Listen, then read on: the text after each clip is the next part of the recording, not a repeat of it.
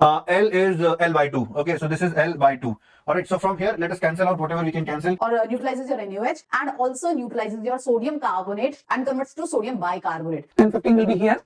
So this is the area we are looking for GX.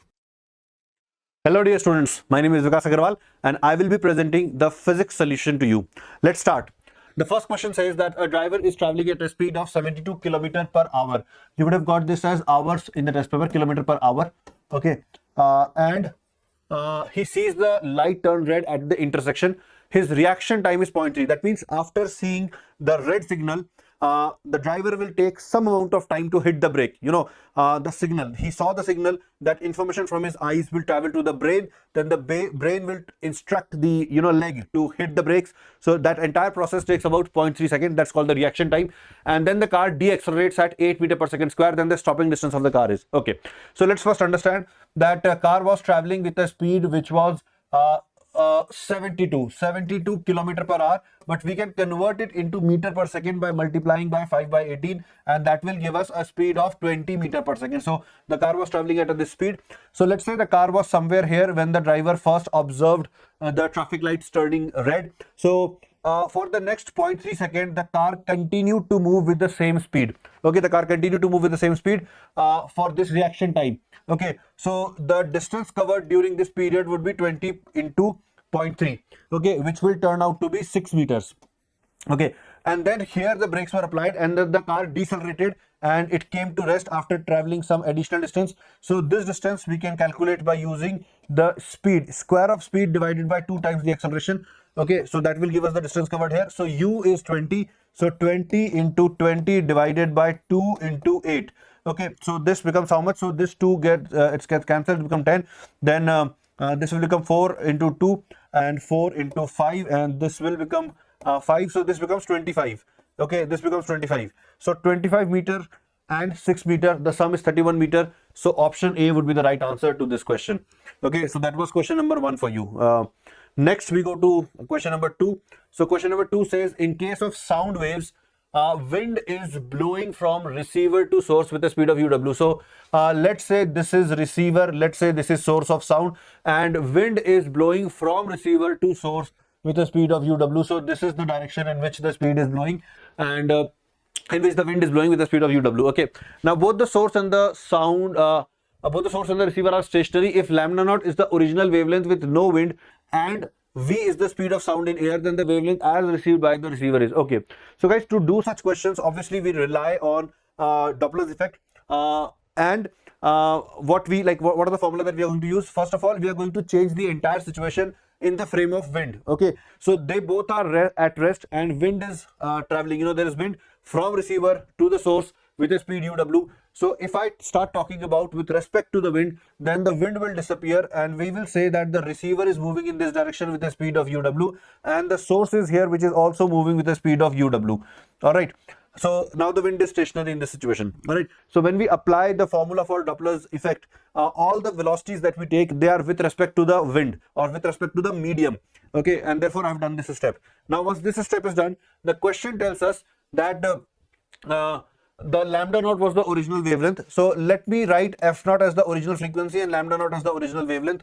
Okay, so the frequency that the receiver will receive in this situation, okay, let me write it as f apparent. So this is the apparent frequency that the receiver will receive. So the apparent frequency will be given by the actual frequency and then speed of the wave, which is right now denoted as v. Okay, so v. And then in the numerator, we make adjustments regarding the observer. The observer is traveling away. Because the observer is traveling away, we will do a minus uw. Okay, divided by, in the denominator, we make adjustments because of the motion of the source. Okay, source is traveling towards the receiver with a speed of uw. So here also we will have v minus uw. So this remains the same. Okay, yeah, this part remains the same. So the apparent frequency remains the same. Now the question is asking for apparent wavelength. Okay, now how do we write apparent wavelength? Apparent wavelength is written by this formula. It is written by V relative divided by F apparent. Now what is V relative? V relative is the speed of the wave as perceived by the receiver or the observer. Now wave is traveling in this medium with a speed of V. Okay, remember that this figure is with respect to the wind. So the wind is stationary in this figure and the wave travels in the medium with a speed v. Okay, so in this figure, the speed of wave is v, the speed of receiver is uw. So the speed of wave with respect to the receiver would be v minus uw. So here we will write v minus uw and divided by f apparent. F apparent is same as f naught. F naught can be written as, okay, let me write it as f naught for here. But we said that f naught and lambda naught, they were the original frequency and wavelength, which means that this product should be equal to the speed of wave in the medium. So f naught can be replaced by v by lambda naught. So we will have v minus uw divided by v into lambda naught. So that is what we are looking for as the answer. So v minus uw divided by v into lambda naught. Let's see if we have an option like this, v minus uw upon v into lambda naught. It seems option C is the correct one. Okay, option C seems to be the correct one, and correct it is. Okay, that was question number 2. Now we'll go to question number 3.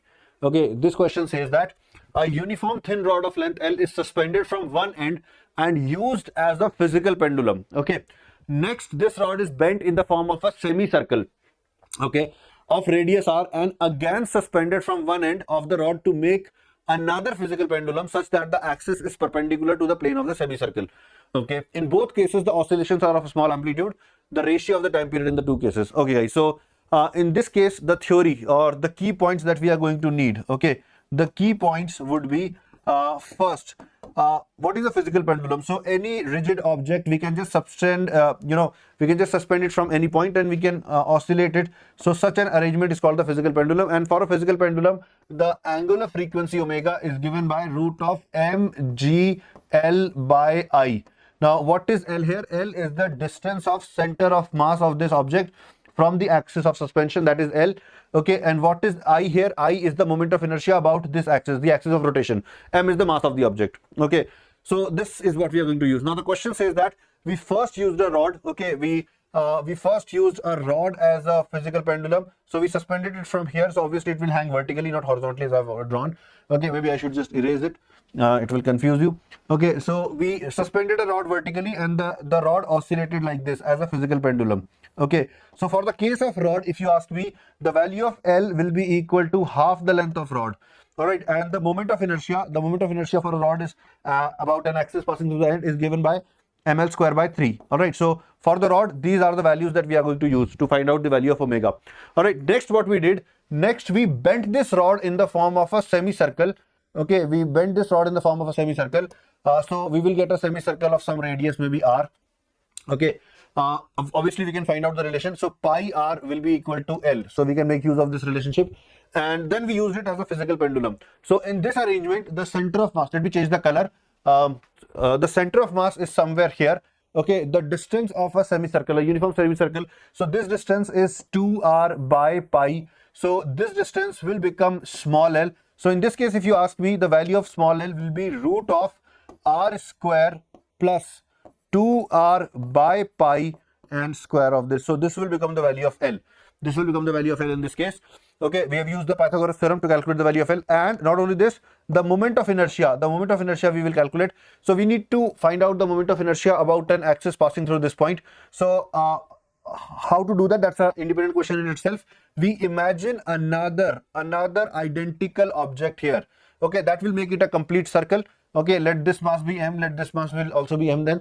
So it's a complete circle now of mass 2m. So the moment of inertia of this complete circle about its own axis, about its own central axis would be 2m into r square. And then we will make use of the parallel axis theorem. Okay, so that will give us additional 2m into r square. But this is the moment of inertia of both the object. So we divide it by 2 to get the moment of inertia of the given object, of the rod only. So this will become 4 by 2, so 2mr square it becomes. Okay, so what we have found out now, that for the case of rod, what will be the value of L, what will be the value of I? For the case of semicircle, what will be the value of L, what will be the value of I? Okay, here we have used capital L to write both the things. Here we have used R to write both the things, but we know the relation between the radius and the length, so that is not going to trouble us. Now, what is the question asking? The question is asking us the ratio of the time period in the two cases. Okay, so what we are trying to find out is time period of the rod divided by time period of the semicircle. All right, and we know that time period is inverse of it's 2 pi divided by omega. So omega of semicircle, okay, divided by omega of rod is what we should be doing. And then again, if you see this formula, M is same because we have used the same object, G is same. So I'm essentially taking the ratio of L by I. So I will just focus on that. So omega of semicircle would be L of semicircle, which is here. It is like I will take R square. R square will come out as the common quantity and become only R. It will become only R. Okay, so R, and then we will have this would be root of pi square plus 4 divided by pi. Okay, so that is L. Now regarding I, we will have 2mr square here. Okay, so I have substituted the value of L, I have substituted the value of I for semicircle. Okay, next I have to do the same for rod. So since it is 1 upon omega, I will first write the value of I. Okay, I for the rod is ml square by 3, and L is how much? L is L by 2. Okay, so this is L by 2. All right, so from here, let us cancel out whatever we can cancel at this point. So let me use this color. Okay, so 1 R gets cancelled from here. Okay, 1 L gets cancelled from here. Okay, M gets cancelled from here. Okay, and this 2 will get cancelled here. Okay, so now what are we left with? We are left with, let us see, we are left with L upon R. Okay, root of L upon R is the one thing that we will be left with. So I've taken care of this. I've taken care of this in the next step. Okay, there will be a pi also. Let me write pi also. So I've taken care of this also, and there would be a 3 also.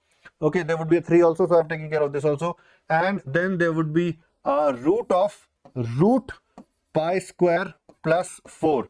Now L and see pi r is equals to L. Here we are getting L and pi r. So these two gets cancelled. So the answer needs to be 1 upon root 3 into root of pi square plus 4. Let's see if we have an option like this. 1 upon root 3 root of pi square plus 4. I think option A matches exactly what we have calculated. So option A would be the right answer here. All right. Now guys, you would be thinking that it took too much of a time for me to solve the question, but it took too much of a time because I was trying to explain the solution. Okay, when you do this yourself, you will be able to finish this calculation within 2 to 3 minutes. If you remember all the formulas, if you remember what a physical pendulum is, if you are careful enough to find out the small l, then the what is I is in the two cases, you will be able to get the answer. Okay, so that was question number 3 for you. Next, we go to question number 4. So this question says that a water drop is divided into 27 droplets. The pressure difference between the inner and the outer side of the big drop will be. Now the options are given in terms of some multiples of the smaller drop. So let's see what we have to do here. So let's say this was a bigger drop of radius r, and we have split this into 27 drops of small radius, maybe small r.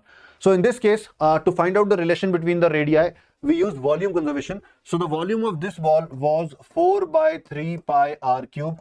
Okay, and here the volume would be 27 times of 4 pi by 3 into small r cube.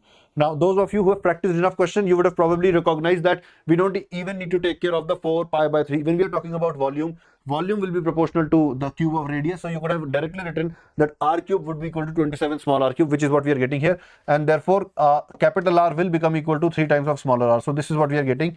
Okay, next, in this drop, obviously, there would be an excess pressure inside. So we will write the excess pressure delta P for the larger drop as, we are going to write it as 2T divided by the radius, and for the smaller one, we will write 2T divided by the smaller radius, which will become 2T by R by 3. Okay, so we can see that the pressure difference in the larger drop, it says that the difference between the inner and the outer side of the big drop will be 3 times of that of the smaller drop. 1 by 3 times. Okay, this is of the smaller drop. So if I multiply this number with 1 by 3, I get this number. So this is 1 by 3 times of that for the smaller drop. So option C should be the right answer. So for this case, option C would be right answer, as you can see here. Okay, got this, everyone? Okay, next we go to question number 5. Okay, next we go to question number 5. Okay, so this question says a solid uniform ball having volume V and density rho floats at the interface of two immiscible liquids as shown in the figure. All right. The densities of the upper and the lower liquids are rho 1. Let me write it here so that I remember the question. This is rho 1. I don't think it is visible. Okay. So this density is rho 1. Is that visible?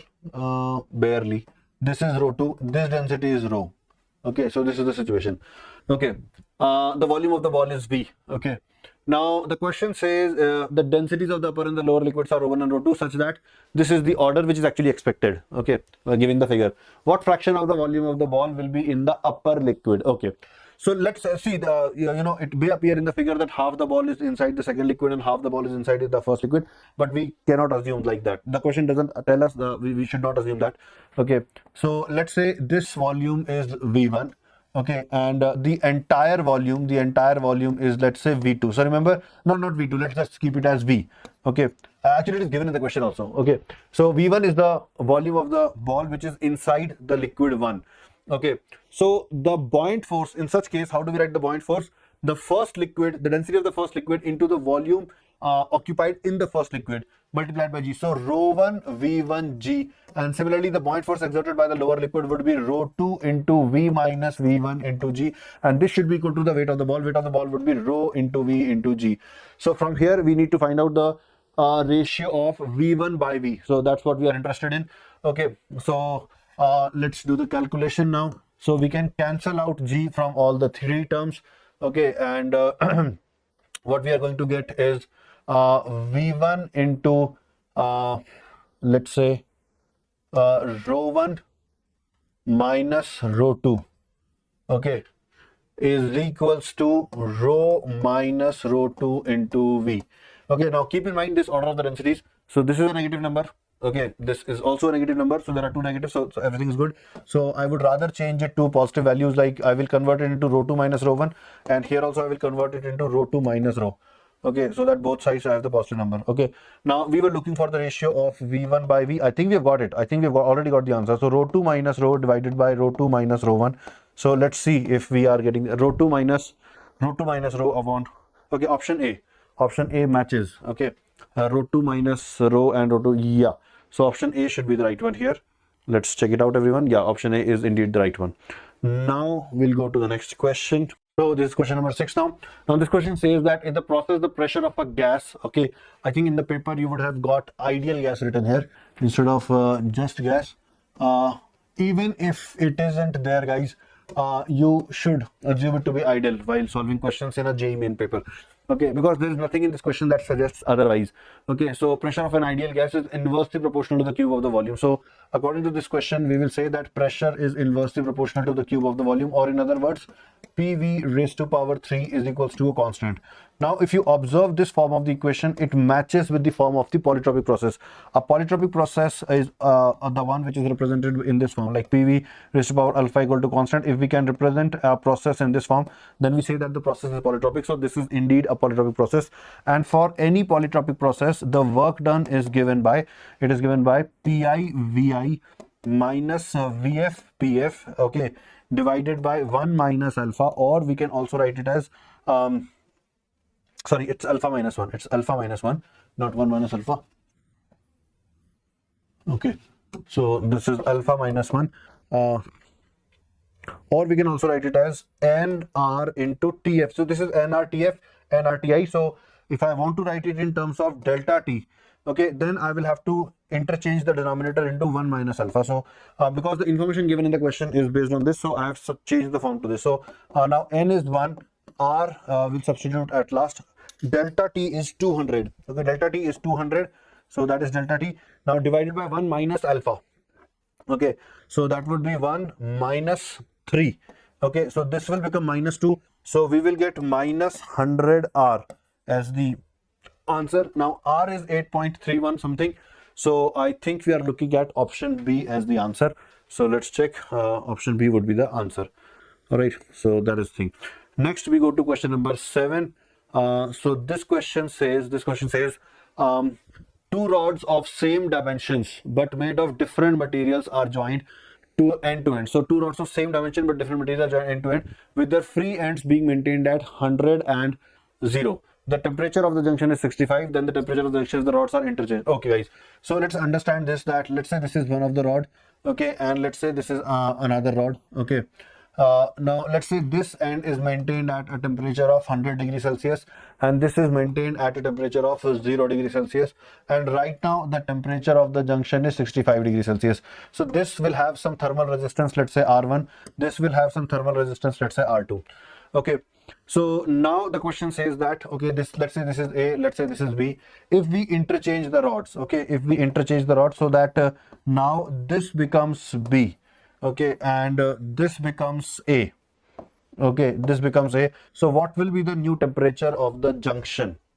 Okay, so let's understand this, that right now the rods were connected in series, so the overall resistance between these 2 points was R1 plus R2, and even after that the same resistance is going to be there. Even after interchanging the rods, the same resistance will be going to be there. So the overall current, the overall heat current flowing into the rod is same in both the cases. Whatever heat current was flowing here, the same heat current will be flowing here. Okay, so heat current is going to be the same, which also means that the temperature difference across both the rods is going to be the same. So the temperature difference across rod B, here it was 65 degrees Celsius, okay, and here it was 35 degrees Celsius. So even in the final figure it is going to be the same. So in this figure it is going to be 35 degrees Celsius and here it is going to be 65 degrees Celsius, which means that the temperature of junction needs to be 35 degrees Celsius so that the difference between T and 0 can be 35.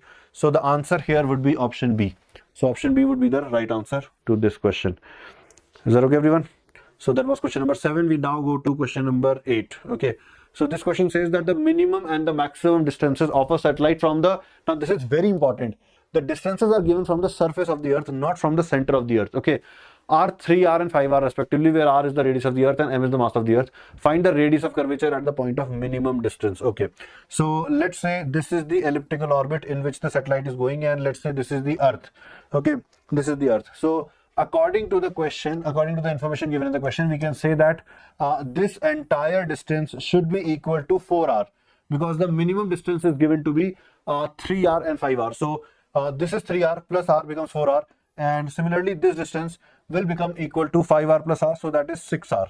Okay, so now we know this. Now the mass of earth is M, and we are interested in talking about the radius of curvature at the point of minimum distance. So we are talking about the radius of curvature at this point. Let the speed here be V1. Okay, so how do we write the speed here? So the speed here is written as root of 2gm upon R1 plus R2 into R2 by R1. Okay, where this distance, this minimum distance is R1, maximum distance is R2. So this is how we write. So I'm going to use this formula. So it will become root 2gm by R1 plus R2, that is 10R. Okay, multiplied by R2 by R1. So R2 is 6. Okay, so it will become 6R by 4R. Okay, so this speed becomes how much? So R gets cancelled. This is 3 by 2. Okay, this will become 3 by 2, and I can cancel 2 from here. So 3 will be left here. So 3 by 10. So root of 3gm by 10R is what we are getting as the speed. Now we want to know the radius of curvature here. Okay, we want to know that this is going like this. So what is the radius of curvature? So how do we obtain the radius of curvature? The radius of curvature is speed square divided by the normal acceleration or the perpendicular acceleration. Here in this position, the force is perpendicular to the velocity. The gravitational force of the earth on the satellite is perpendicular to the velocity. So whatever that force is, that force is the normal force, and that is causing the perpendicular acceleration or the normal acceleration. So V1 square will become 3gm by 10R, that is V1 square. Now, as far as A perpendicular is concerned, we will first write the force. The force would be gm small m divided by, how much is this distance? This distance is 4R. So we will write 4R square. Let me write 4R twice. Okay, and then divided by m. So I will divide by m. So this m gets cancelled. The gm gets cancelled. Let me do that also. Okay, so this gm gets cancelled. M got cancelled. Okay, 1R gets cancelled. And what are we getting now? So this becomes 16 into 3, 48. Okay, so let me write it here. 16R into 3. This is 16R into 3 divided by 10, or we can say 24 by 5. So 24R by 5 is the radius of curvature. We have this value in option A. So option A would be the right one. Okay, so that was question number 8. Is that okay? Next we go to question number 9. Okay, so this question says two identical uniform semicircles are used to create alphabet S and then alphabet O. Basically, I have two semicircles like this, and they are identical. So if I keep them like this, okay, then we will get are you getting this? Like if this point is okay, if this is point A, if this is point B, if this is point, let's say X, and this is point Y. So what we have done, we have flipped this, and then we have made this as point A, this point B. B and X, they are made to coincide, and this is Y. So this is how, so we have made the alphabet S, and of course we can make the alphabet O also. We can make the alphabet O also. So we can keep like this, and we can keep like this. So alphabet O will be made. Okay, we will flip this and we will join it, so that will create alphabet O. Okay, so two identical semicircles are used to create alphabet S and then alphabet O. In both cases, moment of inertia is calculated about an axis perpendicular to the plane of the alphabet and passing through the point of symmetry, the ratio. Okay, so in this case, the moment of inertia has been calculated about this point. Okay, it has been calculated about this point, and in this case it has been calculated about this point. Okay, so we want to get the ratio of the moment of inertia is, so in this case, see, having this here is as good as having it. Like, what we can do in this case, we will write moment of inertia due to 1 and we will double it. So for the first case, it would be a moment of inertia about a peripheral axis perpendicular to the plane of the ring is given by 2mr square. Okay, and we have two such rings. Okay, so I will double this. Okay, and then moment of inertia in the second case, that would be given by mr square into 2, and when we take the ratio, 2 will be left, so 2 is to 1. That is present in one of the options also, so that should be the correct answer. Okay, so we got that. Next we'll go to, okay, yeah, next we'll go to question 10, I suppose. Yeah. Okay, so in question 10, a bullet of mass 0.02 kg and traveling with a speed of 400 meter per second strikes and passes horizontally through a block of mass 2 kg, which is suspended by a string of length 5 meter. The center of the gravity of the block is found to rise a vertical distance of 0.1 meter. The speed of the bullet after it emerges from the block is, okay, G is given, time of passing. Okay, so let's try to understand what is going on here. Let's say this is a block which is hanging from a this is the block which is hanging from a string. The string length is given to us as 5 meter. The block mass is given to us as 2 kg. Okay, now there is a bullet coming. Okay, there is a bullet coming, and this bullet has a mass of 0.02 kg, and it was coming with a speed of 400 meter per second. Okay, and then what happens is that the bullet emerges from the block. It penetrates the block and emerges from it, and because of this, the bullet speed has changed to, let's say, v1. The block also acquired some speed v2. Now the bullet went ahead and the block then rose by a vertical distance of 1 meter. Okay, as a result of the speed that it acquired. Okay, so the block rose by 1 meter. Okay, so this is 1 meter. So using this information, we have to find out the speed of the, we have to find the value of v1. Okay, so I'm first going to pay attention to v2. Because of v2, the block rose by 1 meter. So I can write v2 as root 2 into g into h, where h would be 1 meter. So it will become 2 into 9.8 into 1. So how much does that become? Okay, this becomes 1.4. This becomes 1.4. Once you have the value of v2, you can then write the momentum conservation. So initial momentum was, initial means before collision, so 400 into 0.02. Okay, and then a final momentum will be written as 2 into 1.4 plus the mass of the bullet, which is 0.02 into v2. Okay, so how much does this become? This becomes 8 minus. Okay, so this is 8 minus this number will become 2.8. Okay, 2.8 divided by 0.02 will become v2.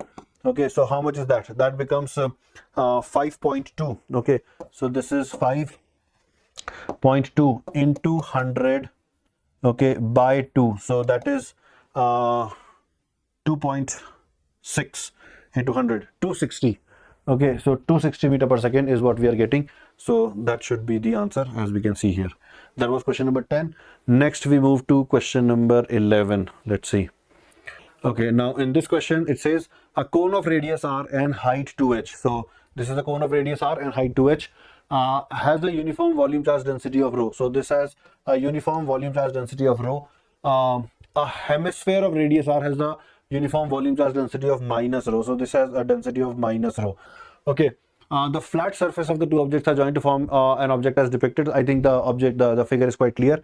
Okay, and this says the object is kept on a uniform electric field of intensity, the maximum magnitude of the torque that can act on the object due to electrical forces. Okay guys, let's focus on one thing. I want to calculate how much charge is present here. Let me call it as Q1. So Q1 would be density into the volume. Volume would be 1 by 3 into pi r square into the height of the cone, which is given as 2r. Okay, so it becomes 2 pi r cube by 3 into rho. And if you notice this, this is what? This is the volume of a hemisphere.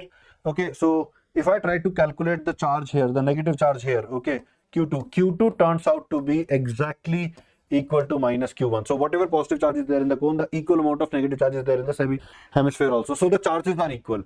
The net charge of this system is 0, which tells me that I can imagine this system to be a dipole. All right, and in this case when what you can do to calculate the dipole moment, you can consider the charges to be present at the respective center of masses. Is that something that we regularly do? No, we don't do this to calculate the forces between the charged particles or the charged objects. We can't do that because force is inversely proportional to r square, whereas the dipole moment, the definition of dipole moment says what? The definition of dipole moment is q into r vector, where r is the position vector of the positive charge with respect to the negative charge. Okay, whenever a quantity is defined like this, where it is proportional to the position vector, in the calculation of those quantities, the concept of center of mass can be used, because center of mass itself is defined similarly. Okay, its definition is summation of mr vector divided by total mass, which is a scalar number. Okay, so in any quantity which is defined to be proportional to the position vector, in those definitions, the concept of center of mass will come into play. So here you can use that. Now the center of mass of a solid cone is that h by 4. Okay, so the center of mass of this cone would be somewhere here, h by 4. H by 4 would mean how much? H by 4, h is 2r. So this will become r by 2. Center of mass of a solid hemisphere is that 3r by 8. Okay, let me check. So this height, I think it's visible now. This was r by 2. Okay, and this height, this would be 3r by 8. Okay, 3r by 8. Okay, now it's not visible. I'll do it in black color. Okay, so this distance is 3r by 8. Okay, so the overall distance between the positive and the negative charge would be 3r by 8 plus r by 2. So the overall dipole moment, okay, the dipole moment in this case, it will be q into 3r by 8 plus r by 2. Okay, so it will become rho into 2 pi r cube by 3, that is charge, into this will become how much? This will become 7 r by 8. Okay, so that is the dipole moment. And if a dipole is kept in an electric field, then the maximum magnitude of torque that it can experience is P times E. So we just multiply it with E, and that is the maximum torque that this dipole can experience, and this is what we were supposed to look for the answer. So it will be, this 2 will get cancelled with 4. So 7 by 12 is the coefficient that I'm looking for. And apart from that, the units, the dimension should match. 7 by 12 is present only in A option, I believe. So A option, and it is correct with regards to the other dimensions as well. So A option would be the right answer here. Okay. So A option is correct. All right. Next, we go to question number 12. Let's see what this question says. Now, question number 12 says that in the following circuit diagram, the current flowing through the resistor is 2 ohm. Okay. We have to find the current flowing the current flowing through the resistor 2 ohm is. So we have to discover that. So there is only one 2 ohm resistor in the circuit, so that makes things a bit simple. So this is the resistor in which we have to find out the current. Now, since we have to find out current only in one specific resistor, all right, in such cases, it is not advisable that you distribute the currents I1, I2, and then you write the loop rule and the then you solve them. Like you will get two set of equations, a set of two equations you will get, you will just solve them simultaneously, that will give you the answer. That would be a bit of lengthier solution. We utilize that solution, or we resort to that solution when we are supposed to find out currents in multiple branches. For example, if this would have been a multiple type question, one option is talking about current in 2 ohm, other option is talking about current in 1 ohm, other option is talking about current in 1.1/4, then I would go with that method, because that method, it opens up the situation in one go. You write a set of equations, you solve them, and you become aware of everything of the circuit. Right now, my focus is not everything. It is my focus is only 2 ohm resistor. So in this case, what I'm going to do, I'm going to say that, okay, let me assume that this 2 ohm resistor is connected across the terminals of a battery. Okay, so I'm going to convert this entire remainder circuit in an equivalent battery, and then I will assume that I have connected 2 ohm with my equivalent battery. So my idea is to assume a diagram like this. This is 2 ohm resistor, and then I have a equivalent battery. So if I'm able to find out this E equivalent and then this R equivalent, then I will get my answer very easily as E equivalent divided by R equivalent plus 2. So if I find these two numbers, I get the answer. And to find these two numbers, what you need to do, you need to pay attention to this diagram. Let me redraw it here. Okay, in a simpler version. So if this point, let's say call it as X, and if this point, let's call it as Y. So let me first draw X here, and let me first draw Y here. So from X, if I proceed, I get a battery of EMF 20 volt. Okay, I get a battery of EMF 20 volt. Then if I further proceed, then I get to this node. So now there are two nodes. On one side, we have a battery of 30 volt. Okay, and on the other side, we have a resistance of 1/4 ohms. Okay. Then we have a resistance of 1 ohm here. Okay, then these two join back here to we have reached this node. Then when we move forward, we get a resistance of 1 ohm, and then we get a battery of 10 volt. Okay, and that's it, we reach the point Y. So this is my equivalent battery. Okay, now you can see here that we can imagine these two to be a parallel combination of two battery, one with 30 volt EMF and the other with 0 volt EMF. Imagine, guys, you can imagine this to be a 0 volt, a battery with 0 volt EMF. So these are two parallelly connected batteries. So I will get the equivalent of this, and then this plus this plus this, they can be assumed to be connected in series. So let me first find out the equivalent of this. Okay, let me call that as E1. So E1 will be given by 30/1. Okay, it's 30/1 plus 0/1/4 divided by 1/1 plus 1/1/4. Okay, so this will become, this number becomes 30. 30 divided by 1 plus 4, that is 5. Okay, so this is 6 volt. So we have obtained E1 here. Okay, what about R1, or the equivalent of this? So the equivalent of these two would be 1 into 1/4 divided by 1 plus 1/4. So this becomes what? 1/4 divided by 5/4. Okay, so this becomes 0.2 ohms. Okay, now we can get rid of this circuit, and we have one battery. All right, or maybe I can draw the circuit again here. So now this point is X. We have a battery like this. This is 20 volt. Okay, then we have another battery here, which is 6 volt. The resistance of this is 0.2 ohms. Okay, 0.2 ohms. And then we have another battery here, 10 volt, and the resistance of this is 1 ohm. Okay, so now these three are connected in series. This point was X and this point was Y. So how much is E equivalent? So E equivalent would be 20 minus 6. 20 minus 6. 20 minus 6 is 14, and then plus 10, 24. Okay, so E equivalent turns out to be 24 volt. Okay, then what about R equivalent? So R equivalent would be 0.2 and 1. Okay, so this will become 1.2 ohm. 1.2 ohm. Okay, now I can directly put this in this formula. So E equivalent. Okay, E equivalent is 24 divided by 1.2 plus 2, that's 3.2.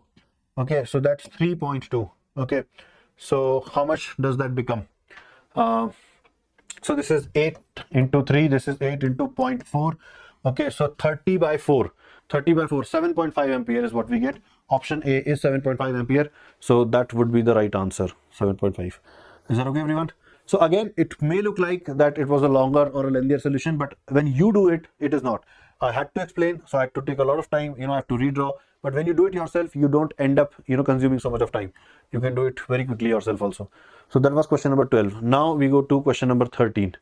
Okay, so let's have a look at this circuit. Now this question says, for the circuit shown in here, the potential difference between points A and B. Okay, so we want to find potential difference between A and B. Now, understand this, that there will not be any current in this circuit, because if a branch contains a capacitor, then in the steady state in a DC circuit, okay, no current can flow through that branch. So if there is no current in this branch, if there is no current in this branch, if there is no current in this branch, there will not be any current in this branch also. So in the resistor there is no current, which means that the potential difference across the resistor is 0. So I can start by saying that, okay, let the potential here be 0, then 0 potential will persist at all these points. Okay, and also I can see that this 6 and this 6, they are connected in series, so the equivalent value would be 3. Okay, it's better if I redraw the circuit. So this is 3 ohm, this is 3 coulombs, sorry, 3 there's 3 C capacitance. C can be any constant actually. 2 and 2 will become 1. So here we have a 6C, then we have this point to B here, then we will have C here. Okay, and no, this 6 was actually adjusted already. This 6 was adjusted while calculating this 3C, so this is the situation now. Okay, and from here we are getting a 3C. Okay, from here we are getting a C. Okay, and this is one capacitor. Okay, this is not extending actually. Okay, so we connect it. Okay, and then we join it like this. So this is, we can also get rid of the resistor because it is not playing any role. So this is the equivalent circuit. Okay, this is the equivalent circuit, this value is C, and this is 20 volt. Okay, now let us see. So if this is 0, then all these points are at 0 potential. Okay, all these points they are at 0 potential. In fact, it becomes quite easy now. Right, this point will be at 20 volt potential. Okay, so this is 20, this is 20. Okay, all these points are at 20. In fact, these two are also parallel. We need to find out the potential difference between point A and point B. Okay, so these two are parallel, so the equivalent becomes 6 actually. Okay, so what I can do, I can erase this, and I can simply make this as 6C. Okay, I can make this as 6C. Similarly, I can erase this, this C and this C, they are connected parallelly. Okay, so this will now become 2C. This will now become 2C. So this is the situation. So this combination has a total potential difference of 20 volt. Okay, and they are connected in series now. When capacitors are connected in series, all right, if capacitors are connected in series, let's say this is C1, this is C2, and we apply a delta V potential difference across the combination, then the potential difference taken by 1, all right, we write Q equal to CV, Q will be same on both, so the potential difference will be inversely proportional to the capacitance. So if I want to know that how much potential difference will be across this capacitor, okay, let me call it as V, or maybe delta V. So delta V will be, it would be the other capacitor because it's inversely proportional. So other capacitor divided by the total capacitance, which is 8C, into the potential difference. How much is the potential difference? 20 volt. Okay, so this becomes 3 by 4 into 20, it becomes 15 volt. You can check this. This calculation will become 3 by 4, 5, 15 volt. So the question says, what is the potential difference between A and B? So the potential difference here is 15 volt. This is 0. So the potential of B, is actually 15 volt. The potential of A is 20 volt. So the difference between A and B is 5 volt. So C option will be the right answer here. All right, students. So option C is the correct answer to this question. Okay. Then we go to question number 14. Okay. Now in this question, the question says that a long straight wire carries a current along the y-axis. Consider the points. 4 points are given. Which of the following pairs of points will have magnetic fields of same magnitude? So let's say there is a wire which is situated on the y-axis. So the magnitude of magnetic field at any point, it depends on the distance of that point from the axis. Okay, we write it as mu naught I by 2 pi r. So whichever point are equidistant from the wire, they will have the same magnitude of magnetic field. Now if there is a point P which has coordinates x, y, z, and if we want to calculate the distance of this point from x-axis, okay, so if we are trying to calculate the distance from x-axis, the other two coordinates play a role, y and z. X does not play a role because x coordinate means the amount of distance traveled parallelly to x. Okay, so that doesn't change the distance from the x-axis. Okay, so this is given by root of y square plus z square. Similarly, if you are trying to find out the distance of this point from the y-axis, it would be given by root of x square plus z square. This is what we are supposed to check. I will check the distance of all the points from the y-axis because the current carrying wire is along the y-axis. So the distance of point A, would be 0 square plus 0 square. So that is 0 square. Okay, the point is itself on the axis or on the current carrying wire, which means it will have zero magnetic field. Okay, next B, the distance of B from y-axis, that would be 0 square plus 1 square, root of that, so it would be 1. The distance of point C, would be 1 square plus 1 square, root of that, so it would be root 2. Okay, the distance of point D, would be 1 square plus 1 square, root of that, so it would be root 2. So here we see only two values which are same for point C and D. So C and D are going to have the magnetic field of the same magnitude. So that would be the right option. Okay, next we go to question number 15. Now let us see what this question says. It says a conducting wire frame is placed in the magnetic field which is directed into the paper. The magnetic field is decreasing at a constant rate. The directions of the induced current in wire. Okay, so you see here a loop which is made up of two loops actually. You know, see, we made a loop and then we twisted one part of the loop. We flipped a section of the loop like this. Okay, and the magnetic field is inward and this is decreasing. So inward magnetic field is decreasing. So the EMF that will develop, that EMF will try to increase the inward magnetic field. Okay, and to increase inward magnetic field, we need clockwise current. All right, so this loop will try to have a clockwise current. In fact, this will also try to have a clockwise current, but because this loop is smaller, there would be lesser EMF developed in it, and therefore this will dominate. So you know, we can say that okay, there would be a battery of EMF even like this.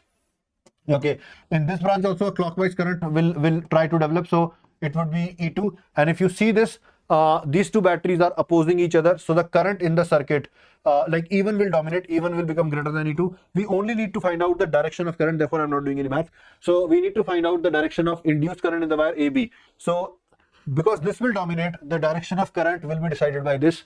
Okay,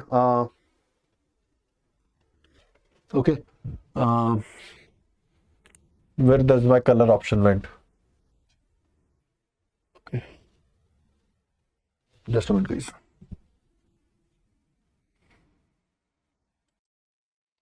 Yeah, I got my color options back. So I was looking for a change in color. Yeah, so the current in this circuit will flow like this, and then like this, and like this, then downward, and then like this. So the current in AB would be downward. Okay, from AB it would be A to B. Okay, so this is wrong, B to A, this is wrong, B to A to B, and then from C to D. So this is right. So option B would be the right one. All right, everyone. Yeah. Then we go to next question, question number 16. This says in an AC circuit, capacitance is this much, has reactance the frequency. I think that is quite easy. I don't think anyone would have done this question wrong. It says capacitance of a 20 micro has a reactance. So reactance is 1000. Okay, so this is reactance. And how do we write reactance? It is 1 upon omega C. Okay, what is omega? Omega is 2 pi f. Okay, capacitance is given to us. The question is asking for frequency. Okay, so the frequency would be given by 1 upon 2 pi into capacitance. Capacitance is 20 microfarad. So 20 into 10 to the power minus 6, and then this 1000 will also come here. Okay, so this and this will become 1000 in the numerator. So 1000 divided by 40 pi. All right, so this gets cancelled. This is 2.5. So 2.5 divided by pi is what we are looking for. Okay, I think I did everything okay.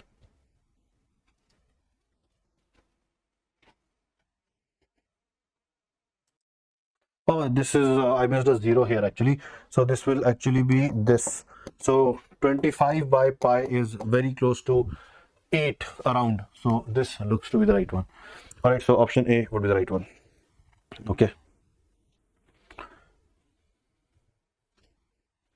Now question number 17. Okay, let's have a look at this question now. Now this question says two plano-convex lenses, each of focal length 20 and refractive index is 3/2 are placed as shown in the figure. In the left space left, water refractive index dispatch. The whole arrangement is in air, the optical power of the system adapter. Okay, so first of all, we have been given two plano-convex lens. Okay, and their focal length in air. Okay, Focal length 20 centimeter.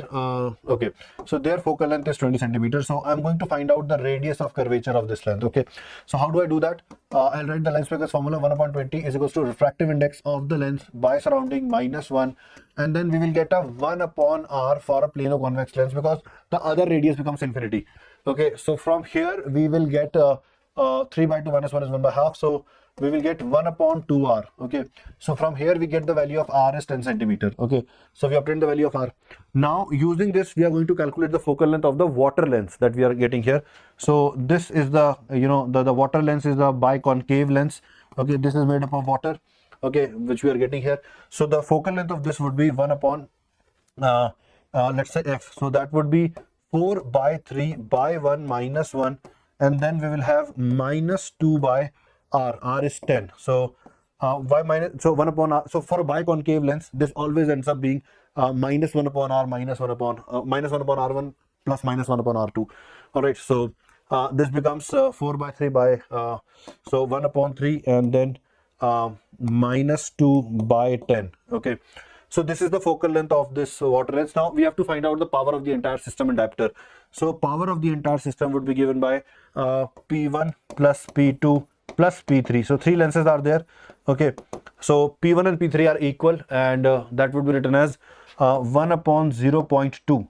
Remember, when we are calculating the power, we have to substitute the focal length in meter. Okay, so 1 upon 0.2 into 2. I have taken care of P1, I have taken care of P2. Now what is P2? Okay, so this number is P2. We have to divide it by 100. So this becomes what? This is 1 upon 15. So this is we have to multiply with 100. So 1 upon it was 15. So 1 upon 0.15 with a negative sign. Okay, so we have to calculate this number. Let's do that. So this will become 10. Okay, yeah, 10 minus 100 by 15. So that's 20 by 3.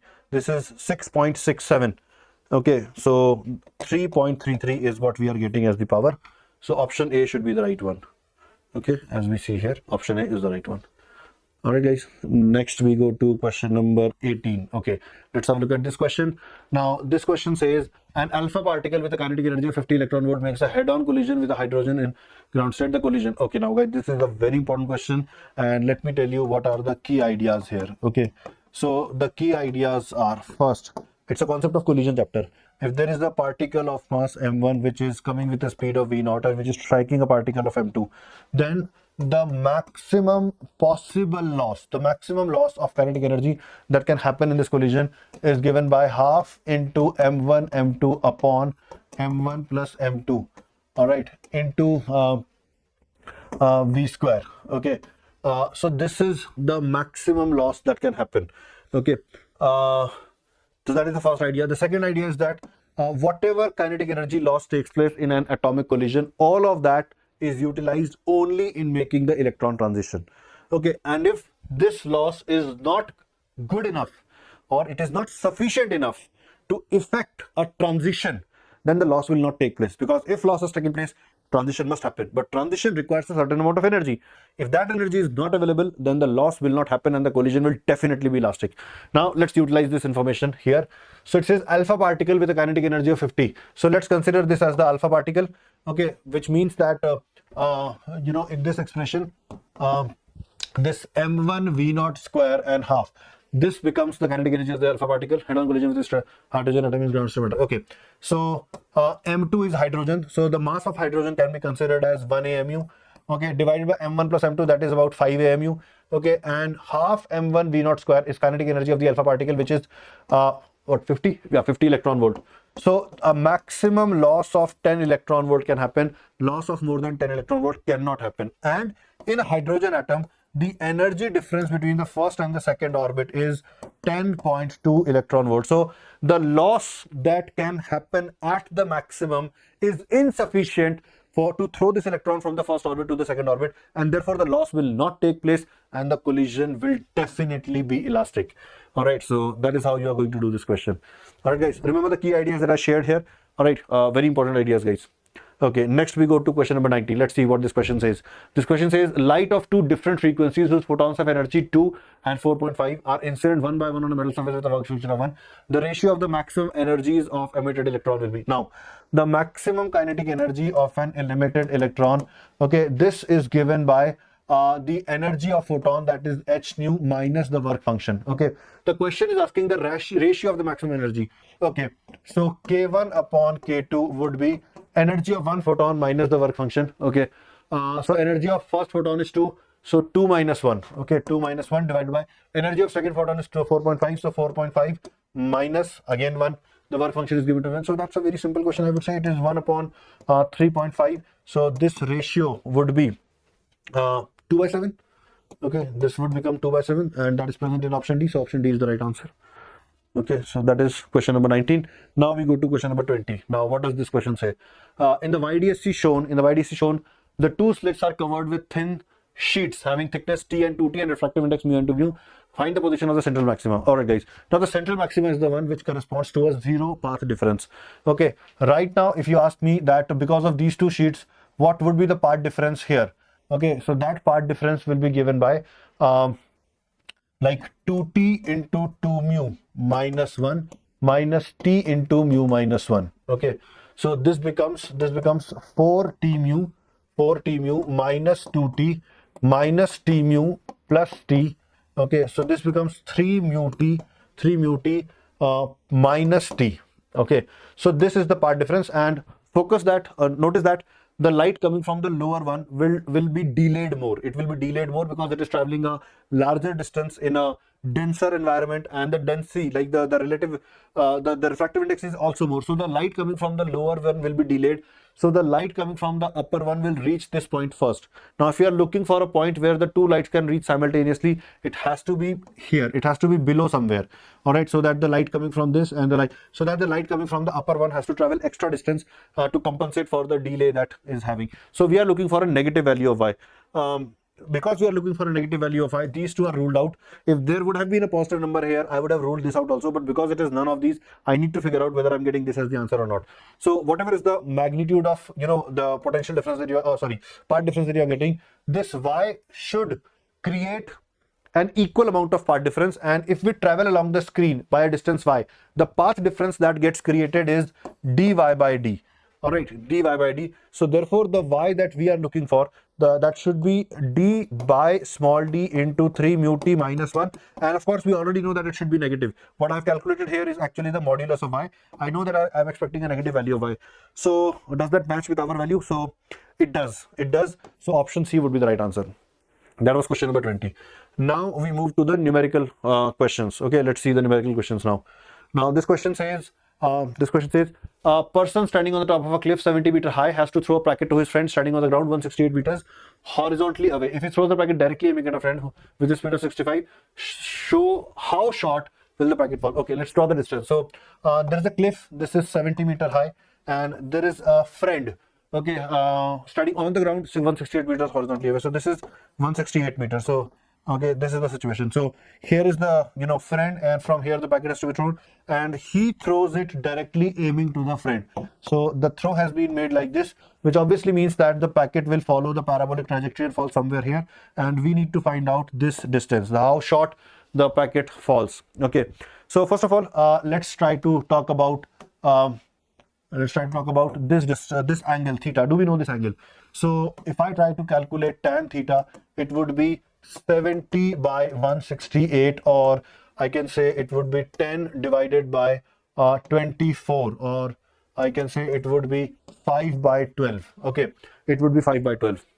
So let me make a triangle here where this angle is theta, this is 5, this is 12, this will become 13. We know 12 square plus 5 square is 169.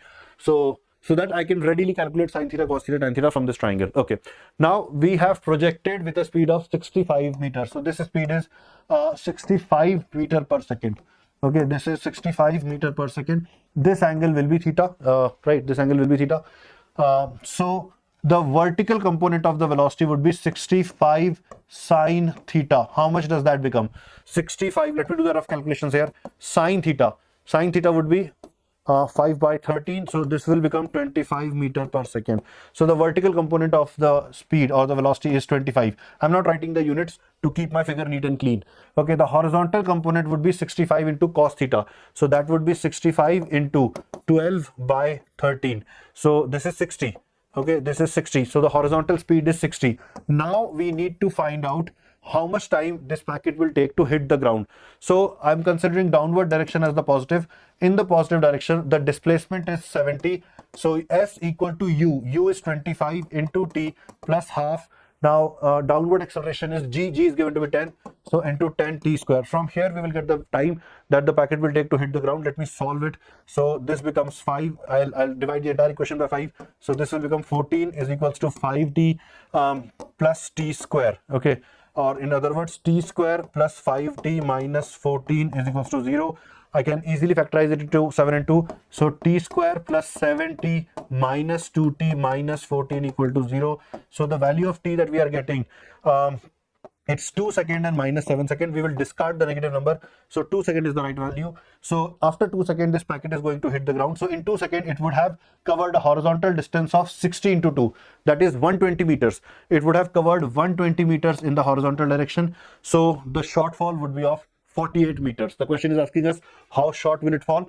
The answer should be 48 meters. Let us check the answer. So we are getting the answers. All right. So that was question number 21. Next, we will go to question number 22.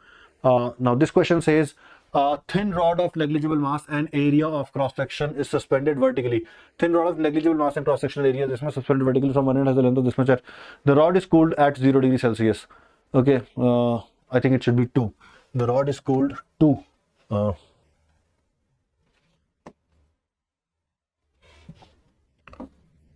Maybe okay, but prevented from contracting by attaching a mass at the lower end.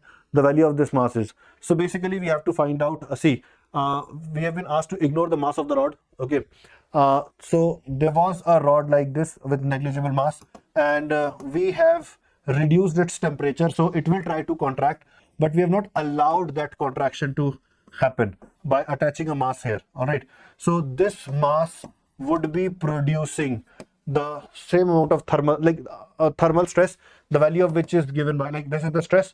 Okay, so stress is Young's modulus into strain. Okay, so delta L would be alpha L delta T.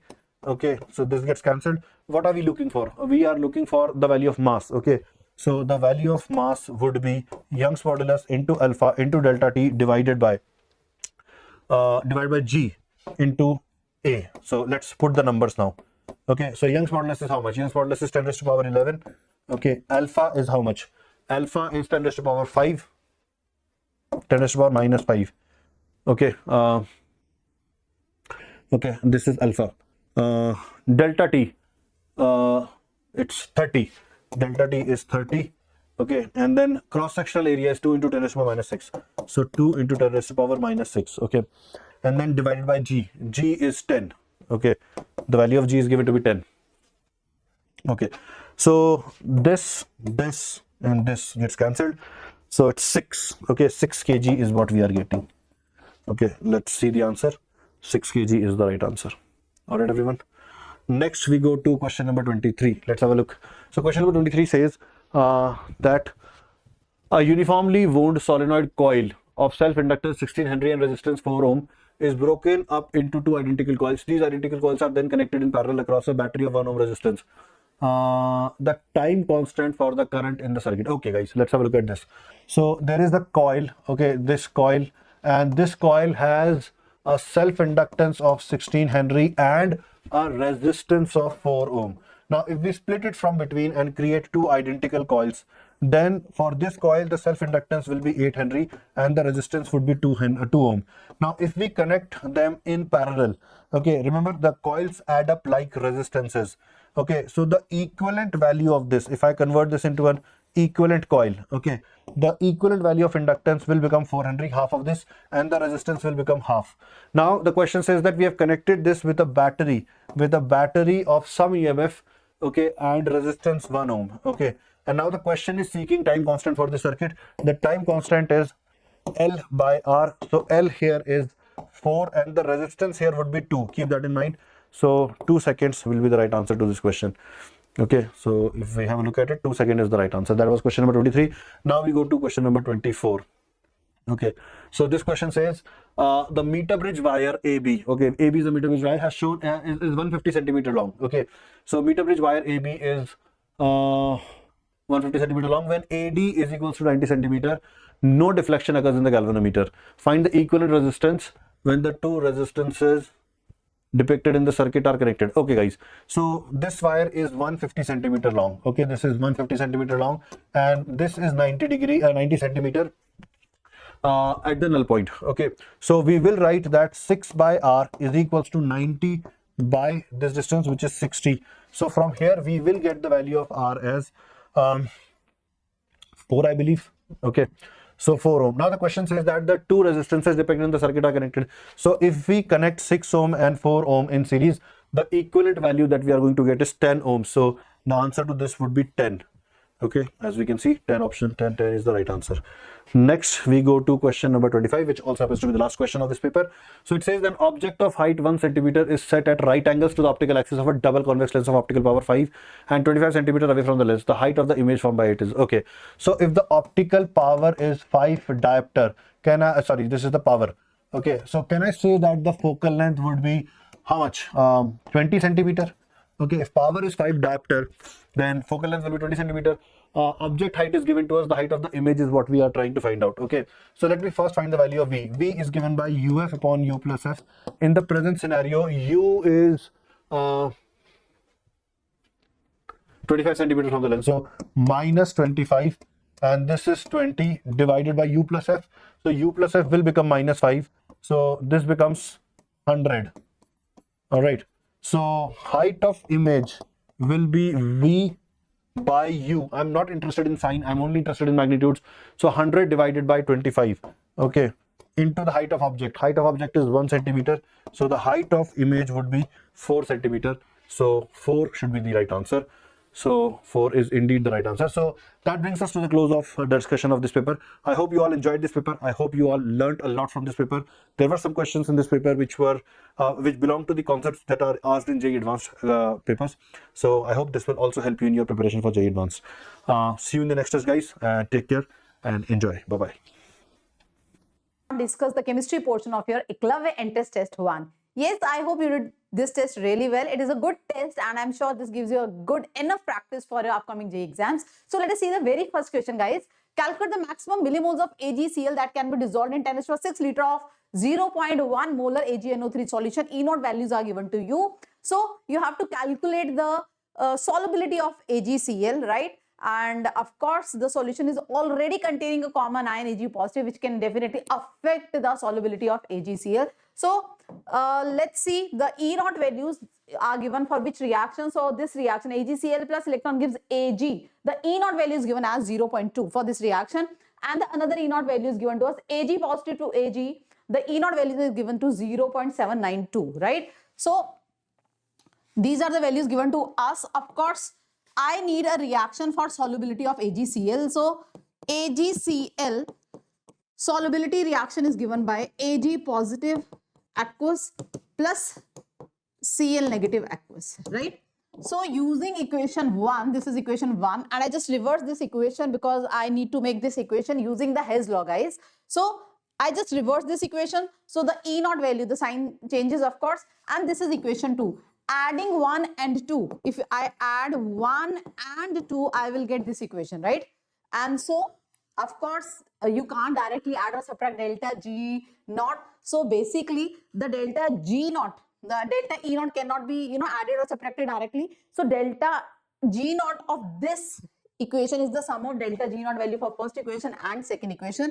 And the best part is delta G naught is minus NF E naught, right? And F is same, Faraday's constant in same both sides, and also the value of N. In each of these three equations, 1, 2 and 3, 1 electron, N is 1. So basically what we get is E naught for this equation, third equation, is the sum of E naught of first and second equation. That will come out to be, E naught for this equation is 0.59 volts, right? So this is the E naught that comes out for this equation. Got it, guys? Perfecto. Yes, so minus, of course, there will be a minus sign.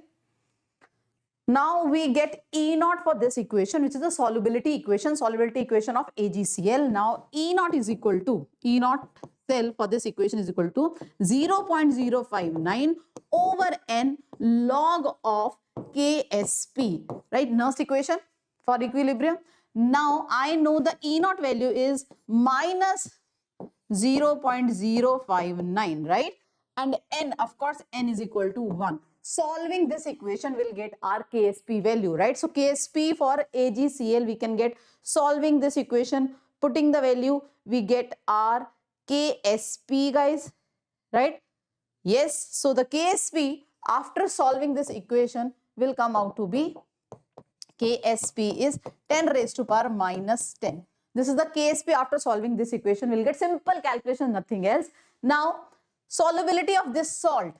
Suppose S is the solubility of this salt. So S moles of Ag positive and S moles of Cl negative will be there, and already Ag positive ions are there. So the Ksp of the salt is given by the concentration of Ag positive ion at equilibrium into the concentration of Cl negative ion at equilibrium. So the total concentration of Ag ion at equilibrium is, because 0.1 molar AgNO3 is already present, into the solubility because of this S. This is for chloride ion. That is equal to Ksp. That is, so you can solve this equation for S. After this, solving this equation, we'll get our answer, the moles of AgCl that can be soluble in 1 liter, because solubility here, that is mole per liter. But in question, please do not forget, they are asking the solubility in 10 raised to power 6 moles. So after solving this equation, guys, S here, from S comes out to be, solubility comes out to be 10 raised to power minus 9 moles per liter. So you are supposed to multiply it with 10 raised to power 6, because they are asking us the solubility in 10 raised to power 6 liter, right? So I hope the answer that you will get is, so the solubility, maximum moles that can be dissolved, millimoles, in fact they are asking you the maximum millimoles that can be dissolved, right? Answer will be A, because you get 10 raised to power minus 3, that is 1 millimole. Got it, guys? Millimoles they are asking. So it will take time. The very first question will take time. First you need to write the equation for solubility, calculate the E naught, then use the Nernst equation to calculate Ksp, and then from Ksp you calculate solubility, and then multiply that solubility into 10 raised to power 6, right? So finally you get your answer as 1 millimoles is dissolved in 10 raised to power 6 liter of the solution. So guys, I will say a bit time consuming, but I hope you did it right. So let's check the answer. That has to be B, that is 1 millimole. You can check your calculations mistake if there is any calculation mistake that you commit, guys. Okay, let's move ahead. Very simple direct formula application. Calculate the percentage hydrolysis of a salt of weak acid and a weak base.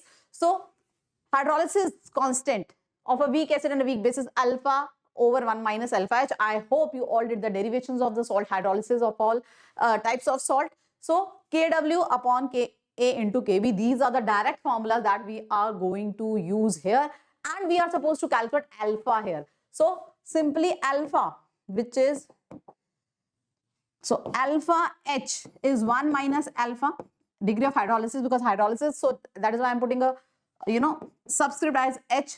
Kw 10 raised to power minus 14 is given to you. Ka and Kb both are given to you. Got it, guys? So solving this equation, you just need to solve this equation. I hope you know these formulas, pretty simple basic formulas, right? Just solve this for to get your alpha. I hope you all did it pretty quickly and rightly. But the condition is you must remember the formula, salt hydrolysis formula, guys, that you should definitely remember. So it will get cancelled out 1 by 3, right? So your alpha, solving this, it will come out to be 1 by 3. Alpha will come out to be 0.2. Alpha over 1 minus alpha is equal to 1 by 3, and you will get your alpha as 0.25. So the answer that you will mark, the percentage they ask you, that is 25%. Alpha is 0.25. So in terms of percentage, it is 25%. Got it, guys? Okay. So let's move on to the next question. Next question, let's see. What is the next question, guys? Okay, on the parallel reaction, consider the following parallel reaction. A gives B also with K1 is given to you, A gives another product with K1 given to you. So here just suppose for parallel reaction, the overall activation energy, the form, you should all know the overall, I hope you know for parallel reaction, the overall kinetic energy, activation energy formula is K1 EA1 plus K2 EA2 over K1 plus K2. And in this question, you are supposed to calculate this. K1 is given to you, K2 is given to you, the activation energy for first is also given to you, the activation energy for second is also given to you. Just put the values in this formula. I am sure those who have done parallel reaction, they know this formula, and just putting the values in this formula, you'll get your answer, guys. Yes. So just put the values, nothing else you are expected to do. Just put the values and you'll get your answer, because you're putting the values in kilojoules. So you'll get your answer in kilojoules only. Right, guys? So let's check out what is the answer. The answer to this question indeed is B. Simply putting the values, I don't think it will take much time. Okay, guys. Now the next question. CO2 released by heating 1 gram of calcium carbonate was absorbed in 100 ml 0.5 molar NaOH. Okay, guys. So 1 mole of calcium carbonate will give 1 mole of CO2. I hope you all know calcium carbonate on decomposition give 1 mole of calcium oxide and 1 mole of CO2. So moles of CO2 form is equal to moles of calcium carbonate. So moles of CO2 is same as that of moles of calcium carbonate. Given mass is 1, molar mass is 100. That is the moles of CO2, right, guys? Let's see. So this amount of CO2 was absorbed in 100 ml of 0.5 molar NaOH. So let's calculate the moles of NaOH also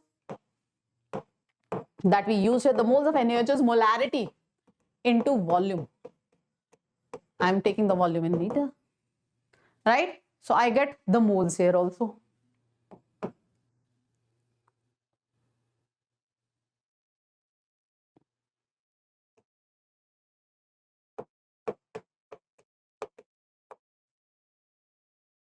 Yes, guys, please check. And the moles of CO2 form. And also the question, okay, let me read the question. Calculate the volume of 0.5 molar HCl required at phenolphthalein is the indicator to react with the final solution, and this calcium carbonate sample is 90% pure. So whatever moles I am getting, that is not, so I need to take the 90% value of the same. Right? 90% is pure, only 90% will react to give me the product. So of course the moles I will get here is finally, right? So these are the moles of CO2 obtained from that sample, which is 90% pure calcium carbonate, and these are the moles of NaOH that we added. Now let's write the reaction. NaOH reacts with CO2, right? It will form acid-base reaction. Na2CO3 plus H2O, right? So this is the reaction which is happening here. And now let us see how many moles we took. We took the moles of, so 50 moles I have this, and we have taken 9 into 10 raised to minus 3 moles of sorry, I wrote it opposite. So the moles of NaOH is 50 into 10 raised to power minus 3, and the moles of this is 10 raised to minus 3, right? Now equation says 1 mole of CO2 reacts with 2 moles of NaOH, right? This is what the equation is. 1 mole of CO2 reacts with 2 moles of NaOH. You can see the excess reagent indeed is NaOH. This will be completely consumed and this will be left behind. So how much it will be left after the reaction?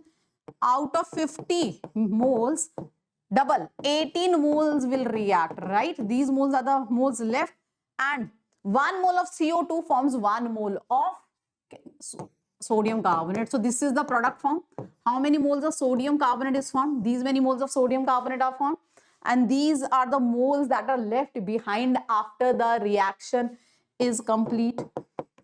So finally, we have moles of NaOH and moles of sodium carbonate, which is again a basic salt, of course. Yes. So please check, guys. So finally, your solution has these types of moles. Sodium carbonate, 9 into 10 to the minus 3 moles. and your NaOH left, that is 32 into 10 to the power minus 3 moles. Now, because we are using phenolphthalein as an indicator, right, and we are adding HCl and using phenolphthalein as an indicator, phenolphthalein will change its color in basic medium. That means when you titrate the mixture with HCl, HCl completely reacts or neutralizes your NaOH and also neutralizes your sodium carbonate and converts to sodium bicarbonate. Once the sodium bicarbonate is formed, weakly basic medium, your phenolphthalein will change the color, right? So at equivalence point, I can write the equation using phenolphthalein as an indicator.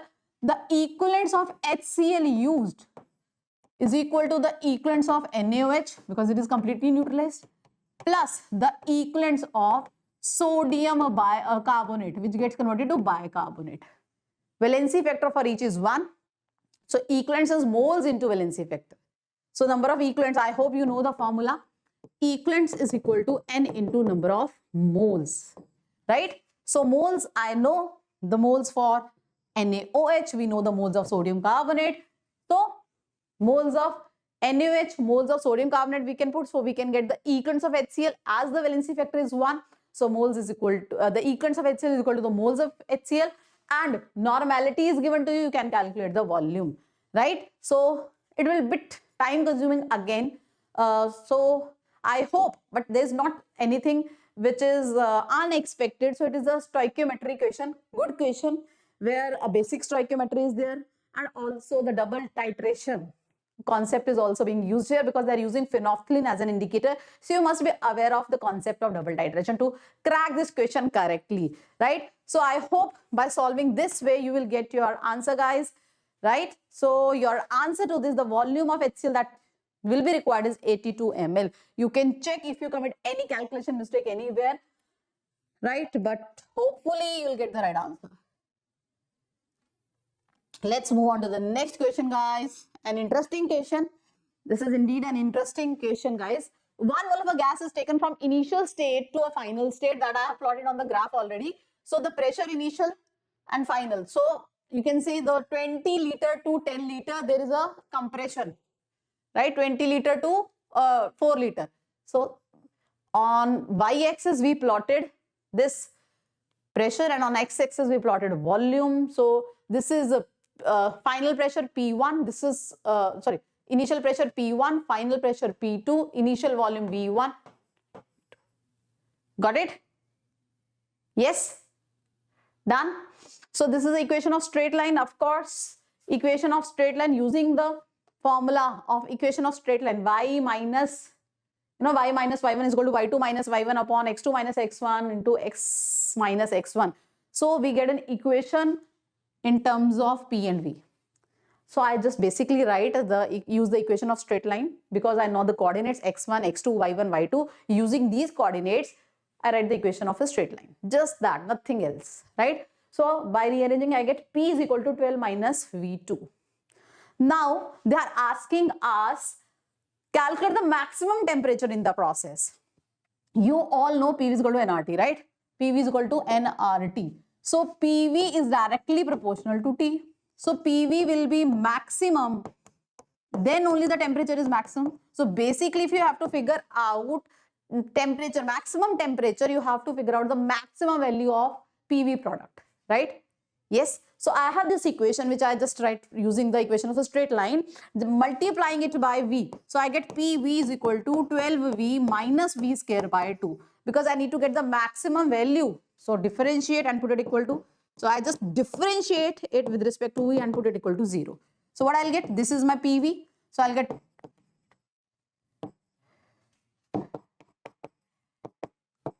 this is what I get after differentiating this equation with respect to V. Right? Yes, got it, guys? Please check. Nothing, because I need to get the maximum value. I look for the maximum value. From here I can solve my volume as 12. So 12 liter is the volume. So 12 liter is the volume. Put this V here. So pressure becomes out to be 12 minus 12 by 2, that is 6 atmosphere. So I got my value for volume. I got my value for pressure. So PV I got is equal to N is 1, R I know, T temperature I will get. Yes. So put P as 6, V as 12, N is equal to 1, R is 0.0821, and you can get the temperature at which it has the maximum value during the process. Got it, guys? So the answer, I hope you get that answer correctly.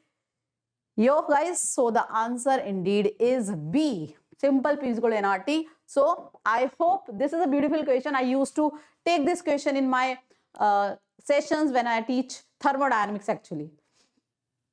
Okay, now the next question based on Ellingham diagram.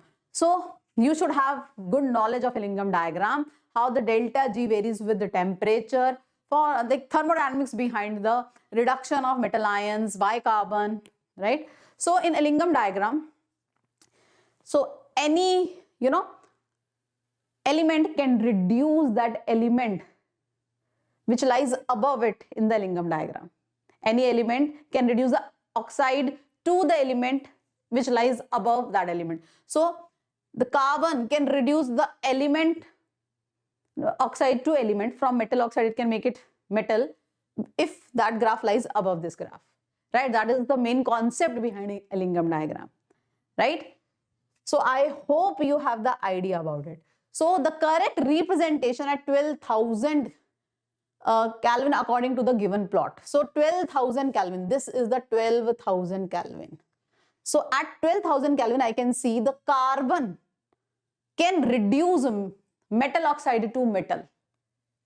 From metal oxide, it can make it metal. Reduction is there, na? Yes. So carbon, which is a reducing agent, can reduce because at 12,000 Kelvin, this is the line for carbon to carbon monoxide, and the line for metal to metal oxide lies above it, right? So at 12,000, your carbon can reduce, it can undergo like oxidation itself. So C plus half O2 gives CO, and at that delta G is, you can see from the graph, at I'm writing at 1200 Kelvin, the value is minus 400, right? You can see here. Sorry, minus 600 for this, minus 600 for carbon. I'm writing. See, this carbon line is great. Now for metal oxide to metal, delta G, metal, this is the line for metal and metal oxide. This point, this kink here represent the change in state, right? This metal oxide just changes itself from solid to liquid or vaporize, like the melting point, you can say.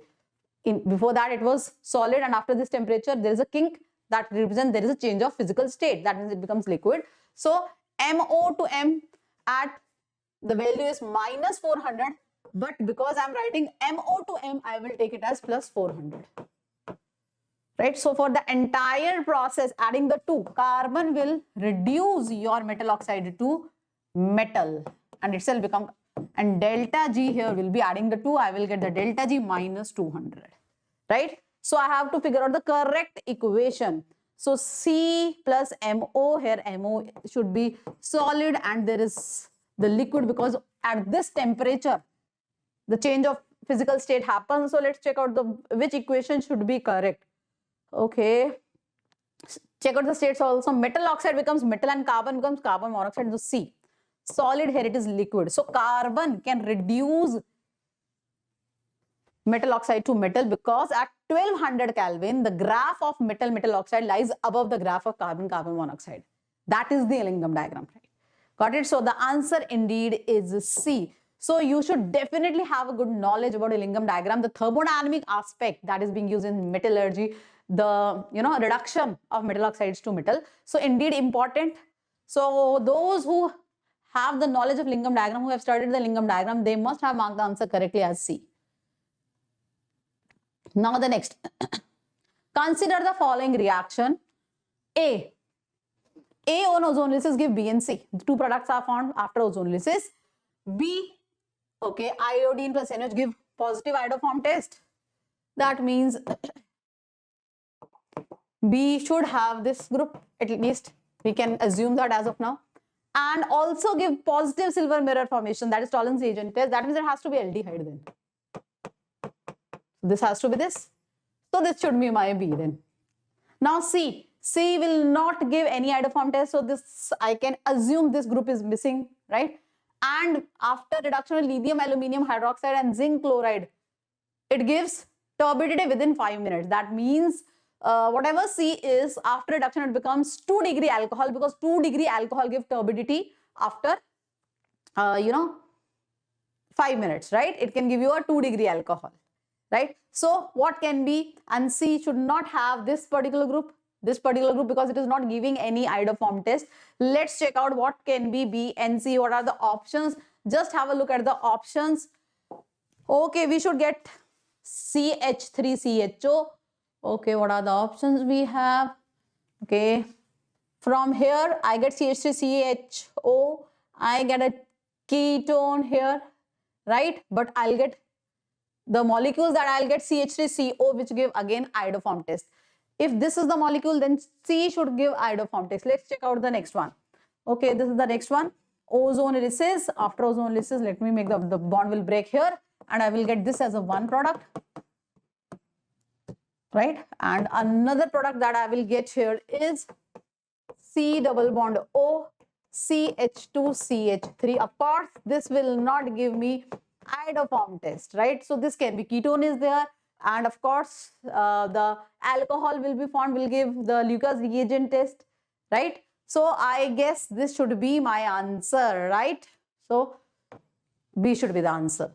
This giving iodoform test, giving positive test in tolerance reagent, and this no iodoform test, you can see here, and it will, after reduction, it will form 2 degree alcohol that will give turbidity in Lucas reagent test. So answer indeed is, of course, B.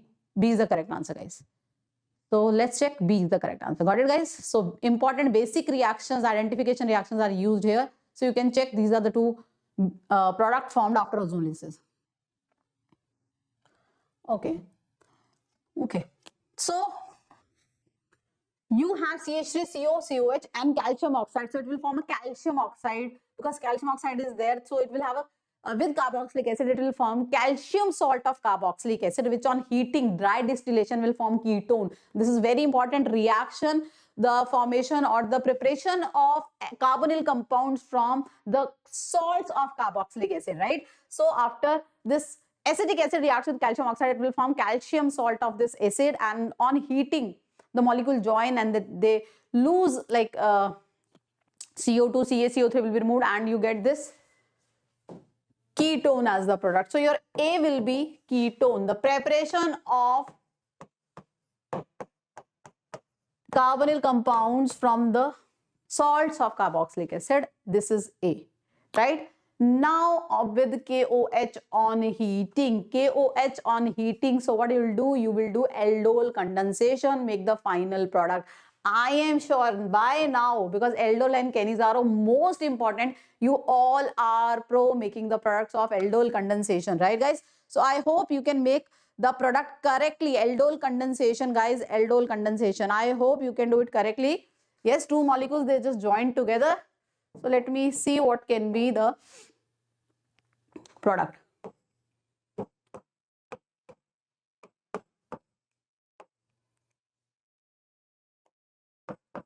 Because like I am writing the final product, after the heat there will be a loss of water, guys, right? So I am writing the final product. I am not writing the intermediate product. I am just writing the final product, right? What is the final product? Please, can you tell me what is the final product? Is it the final product after heating also? Aldol condensation. The two molecules, they just condense. Oh, 1, 2, 3, 4, 5. My bad. Right, guys? Perfecto. Aldol condensation followed by heating, removal of water, and you get this. Now, what happened next is D2OOD. Acidic hydrogen will be replaced by deuterium. Let's check what acidic hydrogen. This is acidic hydrogen. Of course, this is acidic hydrogen. H positive will go and negative charge will be in resonance. This is also acidic hydrogen and this is also acidic hydrogen, because when H positive will go from here, there is a resonance and this can also be lost. There's a negative charge here. So this is also acidic hydrogen, acidic hydrogen means which can be replaced, which can be lost easily as H positive, and D positive can replace them. So how many hydrogen From B, this is our B, that can be replaced by D2 or OD negative. So 3 plus 3 and this also, and 10, total 10. So the answer has to be B. Right, guys? So the first step is the preparation of carbonyl compound ketones from calcium salt of carboxylic acid, followed by aldol. So I hope you all know carbonizer intermediate, how to do aldol products. And then finally, the substitution reactions. Yes, guys? So the answer, the 10 hydrogen can be replaced by deuterium. Okay, so let's check. Yes, you can see here, guys. Now the statement, arrange the following statement in the order of true and false. Let's check. The IUPAC name of the compound is pentaamine thiocyaneto N chromate. No, it cannot be chromate because it is a cationic complex. It has to be chromium. So first false, because they have written chromate in cation part. So it is wrong, false. CO, cobalt 2 positive, is paramagnetic and colored. Cobalt 2 positive is 3d7 configuration, right? So if it has unpaired electron, it will be colored, paramagnetic, right, guys? Simple. So I hope you all know cobalt 2 positive, 3d7, 4s0, 2 electrons are removed. It has unpaired electron, 2 unpaired electron. So it will be paramagnetic. Right? So make it right. This complex can show ionization. Okay, it can give different ion if nitrate is outside the coordination sphere, if NO2 is outside the coordination sphere. So we get different ions from different isomers. Yes, it can show linkage. Yes, NO2 is there, which is an MD dentate ligand. It can bind with CMA from nitrogen as well as oxygen, ONO or NO2. So yes, linkage also. And geometrical, of course, it can show cis-trans isomerism. Yes. So this is also a true statement, guys. Yes. Done, done, done, done. So how about the last? The CO bond length, in the complex this is same as that of CO. No, there is a synergic bonding, very important. There is a back donation of electron from CMA Rn to the empty orbitals of carbon, right? There is a back bonding, so that affects the bond order of CO. The metal carbon bond becomes strong and carbon oxygen bonds become weak. So of course the bond strength, bond length, bond order is not the same as free CO. So this is also a false statement. So we get false, true, true, false, false, true, true, false. So indeed it has to be C. Okay, synergic bonding, let me tell you guys, one of the most important part in coordination compound. Definitely you should do it thoroughly and nicely for your JEE exam, right? Let's move on to the 10th question now. A white powder A is formed when a metal M burns in air with dazzling brilliance. Dazzling brilliance, magnesium oxide. Since class 9th and 10th we are doing it, right? The ribbon, magnesium ribbon thing. Compound A reacts with water to form a white precipitate of magnesium hydroxide, of course, and the colorless gas with characteristic smell. So when magnesium reacts in air, it will form magnesium oxide, and because air also has nitrogen, it will form magnesium nitride. Magnesium nitride on reaction with water will evolve ammonia gas, which has a characteristic smell. Ammonia has a ammonical smell. So it is pretty simple, guys. Metal M decomposes hot water but not cold, liberating inflammable H2. So this is pretty simple. On the basis of class 10th knowledge also, you can crack this question. The answer should be magnesium, magnesium oxide, magnesium nitride, right? Hydrogen gas is evolved on adding hot H2O. These all reactions are there in class 10th even. Okay, compare the stability of the following. Let's compare the stability of these. I can see alkenes here, rather dienes here. So first resonance, where there is a resonance, in all I can see the resonance, double, single, double. So resonance, after resonance, let's count the alpha hydrogen. More is the alpha hydrogen. More is the hyperconjugation, hence more is the stability. So the one which has maximum number of alpha hydrogen will be more stable. So alpha hydrogens, how many alpha hydrogen? 3 plus 3 plus, this is also alpha, 2. That is 8, 8 and 2, 10 alpha hydrogen. Here we have 2 plus 3, right? That is 5 plus 2, 7 alpha. Here let's count the alpha hydrogen. This is alpha carbon, this is alpha carbon, and this is alpha carbon. So 2 plus 2, 4 plus 3, again 7. And here also, let's check here. So how many alpha? This is alpha, this is alpha, right? So guys, we have 2 here, 1 here, of course 3. So more is the number of alpha hydrogen. More is the hyperconjugation, right? More alpha, more hyperconjugation we can see here. So there is this alpha, this is alpha, this is alpha, right? So more is the number of alpha hydrogen, more is the hyperconjugation we can see that is happening. And here we have this alpha, this is alpha, this is alpha, this is also alpha, right? So according to, because resonance is there, double, single, double. So more alpha hydrogen, more is the hyperconjugation. So the answer will be, the most stable will be fourth, this is the fourth, and then third, then two, and then one, right? That should be the order on the basis of alpha hydrogen. Extent of hyperconjugation you can say, extent of resonance, extent of hyperconjugation, right guys? Done. Resonance is there. Okay, so the answer indeed 4, 3, 2, 1. Perfecto? Yes.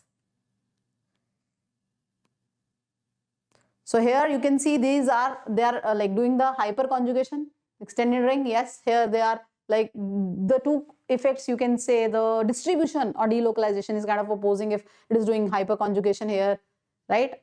Done, done, done, done.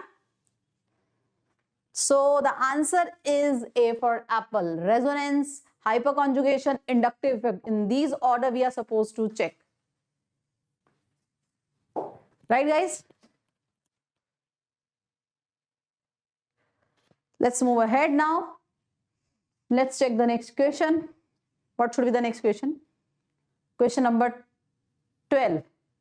Okay. So there is a compound X with reaction with the Grignard reagent, it will form Y. On dehydration, it will form Z. On ozonolysis, it will form this compound. Right? So there has to be a ring because this compound is formed and you can see the ring should break. Right? So Z should contain a ring with a double bond. Clear?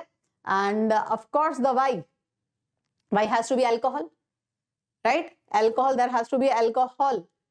And of course alcohol is formed from like aldehydes or ketones on reaction with Grignard reagent. So what X cannot be? What X cannot be? These are the products. I am sure you can check these one by one. What cannot be the X? X cannot be. Yes, please. What cannot be the X Grignard reagent? There has to be. Yes, guys. So the answer should be D, donkey. You can check. D is the only option that cannot give you the following reaction. Right? All can be found as the end products from A. You can start from A, add Grignard reagent, and then concentrated H2SO4. So with all this, and then ozonolysis, you will in case of A, B, C, you will get this as the end product, but not in case of D. Very typical standard reaction, all of them are, right? You can do it. I'm sure, pretty easy. Start with this as X, with this as X, with this. It is a bit time consuming. And in such question, the best thing is if A should be the answer, right? Because that will save our time. But in this case, it is kind of time consuming because you have to check with each, taking it as X, this as X, whether you are getting this as the final product, right? So the answer is D, donkey. Pretty simple, direct reaction, no complicated reaction, very much expected reactions are used in this sequence. Let's check the other one. Which of the following statement is correct about the following reaction? Okay, so we have a compound with a chiral carbon and we use NaOH, but just one equivalent. Okay, so if you use just one equivalent of NaOH, then your carbonyl chloride will become COOH. So because there's no reaction happening at this asymmetric carbon or the chiral carbon, so there's no change in the configuration. Basically, the reaction is happening at COCl, that is becoming COH, because we are just using one equivalent. It is mentioned here, right? So no substitution of Br by OH is happening here. So no change of configuration at asymmetric carbon or chiral carbon. So B should be the answer. Don't fall into the trap that you start doing the substitution, nucleophilic substitution, right? Because it is just one equivalent, and please be careful that COCl was there. That will get converted to COOH. Okay, identify the compound with highest melting point. Okay, let's have a look at the compounds. Oh my God. So D should be the answer. See, melting point depends upon the packing. We melt solid. Solid packing efficiency, the packing, how finally, nicely the molecules are packed matters a lot, because ultimately at what temperature they will become liquid from solid. Stronger, better is the packing in solid state, more is the energy required to break that packing, and higher is the melting point. So the most symmetrical molecules, as we say in case of trans isomers also, right? So I can say this is the symmetrical molecule, and they will pack very nicely with each other. You know, para positions are occupied, you can say. So guys, D should be the answer because it is the most symmetrical molecule you can see here. Now the next question, guys. pH of a saturated solution of silver salt of monobasic acid A is found to be this. Calculate the Ksp of the salt. K is given. So basically this is a salt. This is the solubility reaction I have written.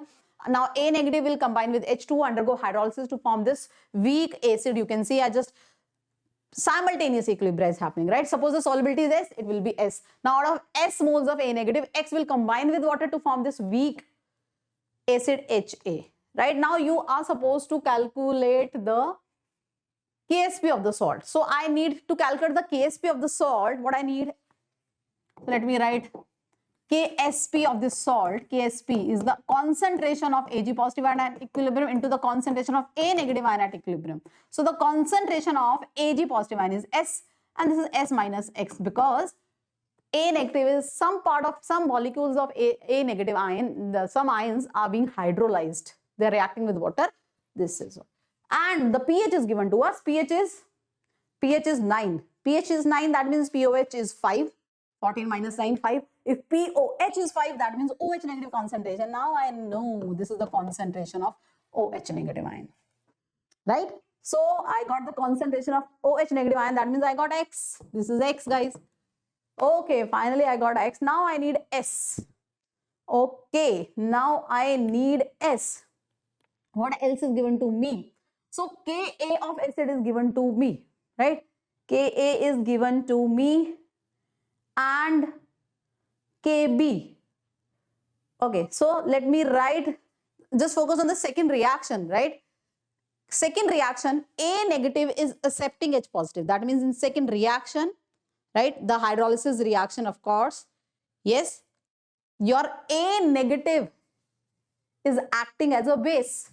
So let me write the equilibrium constant for this reaction. So Kh, hydrolysis constant, that is the constant X square, X into X over S minus X.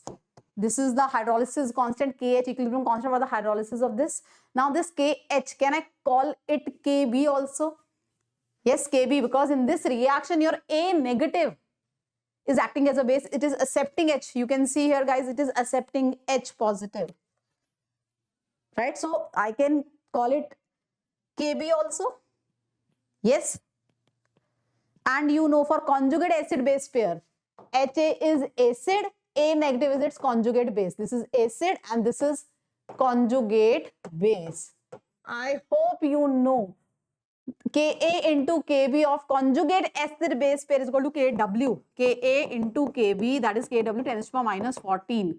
I know Ka, that means Ka is 10 raised to power minus 10. That means Kb for A negative is 10 raised to power minus 4. That means this is 10 raised to power minus 4. Right? I know S is 10 raised to power minus 5. I know this Kh, that is 10 raised to power minus 4. That is Kb for A negative, you can call it. And here I can calculate S. To calculate the Ksp of this salt, I just need S and X. X I already got 10 raised to power minus 5. So while solving this equation, we can calculate S solubility. Putting the value in the Ksp equation, we can solve. Definitely, it will take time to think how to proceed. But if you are very well aware with the ion equilibrium formulas and the concept, the simultaneous solubility concept, I'm sure you can crack it, right? So let's check out what should be the answer. I hope, guys, you did it. So simultaneous equilibrium is happening, solubility as well as hydrolysis. So let's check what should be the answer. Okay, so S is coming out to be 11 into 10 to the power minus 6. X was, we calculate 10 to the power minus 5. So you got S also, X also, put the value and you get the Ksp finally. Got it? So I just wish that you were able to find the correct value, that is 1.1 into 10 to the power minus 11. Now the next question seems like Lee-Chatelier principle based. Okay, so we have again two simultaneous equilibria, guys, here. You can check the equations, right? PCl5 gives PCl3 plus Cl2. Cl2 reacts with CO to form COCl2. Okay, if some nickel is introduced, okay, so what the nickel will do, it will consume CO. So nickel will form complex with CO, that means it consumes the reactant of second reaction, so this reaction will shift backward to re-establish the equilibrium. So if this reaction shift backward because we consumed CO, so the concentration of Cl will increase and that affects the equilibrium of first reaction. Right? If the concentration of Cl2 increase here, this has to go backward to retain the equilibrium because equilibrium is disturbed for the first reaction also. So the first will also go backward. Right? If first reaction also go backward, the concentration of PCl5 will increase, but PCl3 decreases. Right? So the concentration of PCl3 decreases. Orally, you can do this question, guys. Lee-Chatelier based principle, right? Lee-Chatelier principle we are using here. The answer that you will mark here is B. Got it, guys? Let's move ahead. What is the next question? Question number 17. Okay. Match the pair of the ions and the reagent that can distinguish. So qualitative analysis. Pb2 positive, Ag positive, both are group 1 radical, basic radical belonging to group 1, which can be differentiated by using dilute HCl. But both of them will give precipitate with dilute HCl.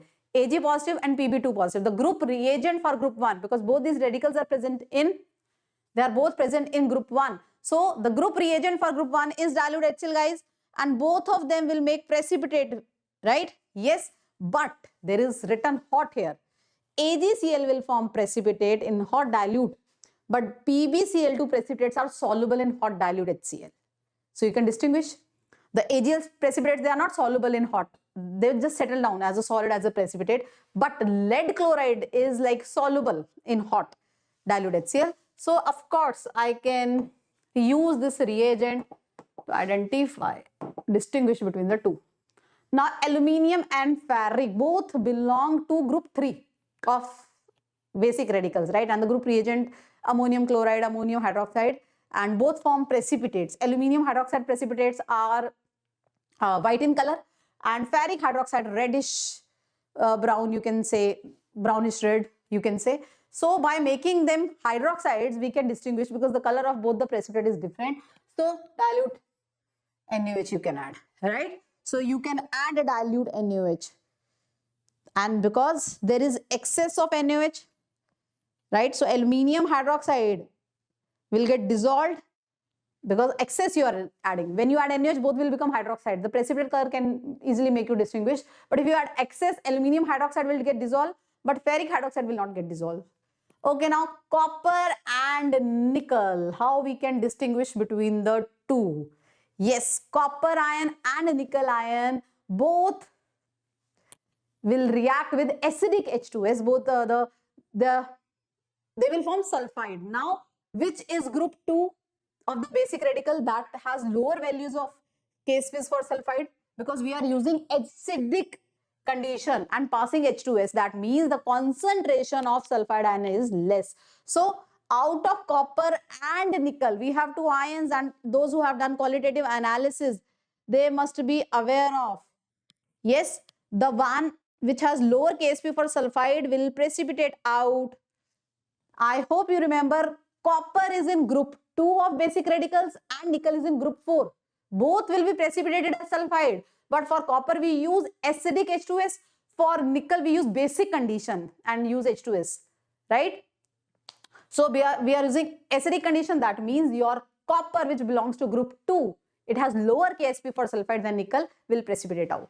So direct question from qualitative, basic radical, wet analysis for basic radical. Now barium and zinc. Barium sulfate, add H2SO for barium sulfate, white precipitate, zinc sulfate, soluble. So what should be the answer, guys? For P, it should be 3. For Q, it should be 2. For R, it should be 4. And for S, it should be 1. So C should be our answer, guys. Yes.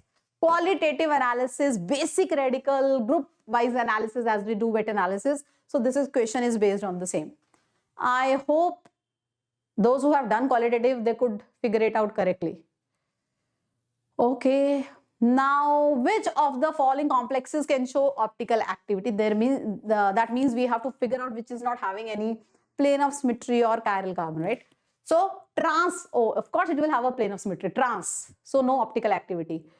Now COHO23F3, so it is MA3B3 type complex, facial and meridional. So both of them have plane of symmetry, right? So this is MA3B3 type complex showing geometrical isomer, facial and meridional, right? And both of them has plane of symmetry, again no optical activity. Now platinum complex, and this is the ligand, so it is a scale planar complex. So scale planar complex doesn't show optical isomerism generally, but the ligand, look at the ligand guys, this ligand has a chiral carbon. Not because of plane of symmetry, but because of the presence of this chiral carbon in this complex, it will show optical isomerism. Though it is a scale planar complex, but you can see the ligand. The ligands with chiral carbon can show the optical activity even if it is scale planar, right? So indeed you will mark your answer as C. Don't get confused by looking that platinum complex is scale planar. It will have a plane of symmetry, guys. You can check here. First option has a plane of symmetry. Second also, the third also cis and trans. But of course there is a chirality, right? Carbon is chiral. Now, how many electrons in iron, that is Z equal to 26, have N plus M value equal to 0? L plus M. L and M should be equal to 0, right? Yes. So what are the various combinations that L plus M is equal to 0? L0, M0, 1, minus 1, 2, minus 2. Yes. Yes. So you have to look for the various options of L and M that can be, right? These are the various options which will give you L plus M equal to 0. So let's check. First, let me write the configuration of Z is equal to 26. 1s2, 2s2, 2p6, 3s2, 3p6, 4s2, 3d6. Okay. Now, this means S subshell. S subshell, this is the p orbital of p subshell, and this is the orbital of d subshell, right? So how many s orbitals we can have? Let's check. S, S, S, S, right? Yes. So 2 electron, 2 here, 2 here, 2 here. So 8 electrons can be present in L0, M0, because if L is 0, M is 0. 1, 2, 3, 8 electrons satisfy the first condition. Next, P1, the p subshell, the 1 orbital. For p subshell, we have 3 orbitals. Yes, 3 orbital, minus 1, 0, plus 1. Correct? These are the values, but we have to consider just the 1 orbital. So where there is the p, there is the p. So you are just supposed to take 1 orbital from each p subshell. 1 orbital. Right? So that means 2 electron here, 2 from here, that is 4. Yups. Now D. We just have 1 D. And there's 1 orbital for which M is equal to minus 2. That can also have 2 maximum electron. That is either it will have 1 or it will have 2, because D is not completely filled. So that D orbital for which the M value is minus 2, either it can have 1 electron or 2 electrons, right? So whether the answer can be 13 or 14, just have a look, because 2 or 1. So 13 or 14 total count. 13 is not there, so we'll go with 14 only, right? So B is the answer, guys. Quantum numbers, simple, basic quantum numbers. Let's see the last question, single correct question. Then we'll move on to the numeric value question. Okay, this is from solid state. I can see crystal systems, cubic. You have to match. All intercepts are of same length, cube, symmetric, right? Yes, guys, cubic. Triclinic, tetragonal, orthorhombic, brevis lattices, maximum different brevis lattices. This is all what is being asked here. Which will have how many brevis lattices? Yes. So triclinic. How many brevis lattices, how many possible arrangements are there for triclinic, tetragonal or orthorhombic? That we have to look, because the options that is there in column 2, the count of various brevis lattices they are asking us, right?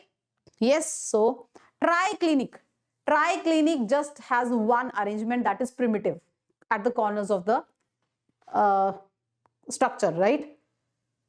Tetragonal will have two arrangement, two Brevis lattices. One is primitive and other is body centered, right? And your orthorhombic will have all the four Brevis lattices. One is primitive at the corner, another is body centered at the body center, the face center, and the end center at the center of the edges, right? So what are the various options that we have? Let's have a look. Cubic, I'll go with have all intercepts of same length. Triclinic, I can say it is the most asymmetric crystal system also, right? So 3 can also be for Q, and what else? And 5th can also, because it is just having one Brevis lattice, that is primitive, right? So 5th can also be the answer for Q. Then for R has two Brevis lattices, that is for orthorhombic have maximum different type of Brevis lattices. As I told you, all the 4 type exist for orthorhombic. So with these things, let's see what is the best possible option that we can match, because with triclinic I can have 2 options. One is 3, another is 5. Oh, I can see 3 and 5 both here. Now let us check R. Tetragonal has 2 types of Brevis lattice, that is 4th. So we'll mark our answer as C. So what is the difference? Here is the difference, guys. Because Q can be marked as 3 also, and Q can be marked with 5 also, right? So we'll mark our answer as C. You might get confused between B and C, so better be careful, guys. So the answer indeed is C here. Okay. I've written this also for you. You can take. Okay, the numeric value equation, it is based on thermochemistry is equation. Enthalpy of combustion of C2H4 is given to you. So this reaction and combustion of ethene, I've already written the enthalpy of combustion is given to you, right? You have to calculate the bond energy. What else is given? Bond energy of carbon hydrogen bond is given, formation of CO2 and H2 is given, atomizations are given. So you are supposed to calculate the bond energy. So standard typical kind of questions from thermochemistry, it seems. Let's go ahead. So this reaction delta H is given, right? So this value is given to me as minus 330 kilocalorie. Enthalpy of formation of product. Product is CO2 and H2. Enthalpy of formation are given to me. So 2 into minus 94.2, that is for CO2, plus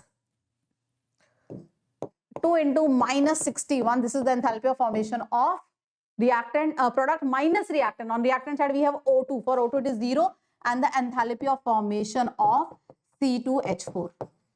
Or for oxygen is 0, right? Using this equation, I can calculate the enthalpy of formation of C2H4. So using this equation, all data is given to me. We can calculate the enthalpy of formation of C2H4. C2H4 is being formed from carbon and hydrogen.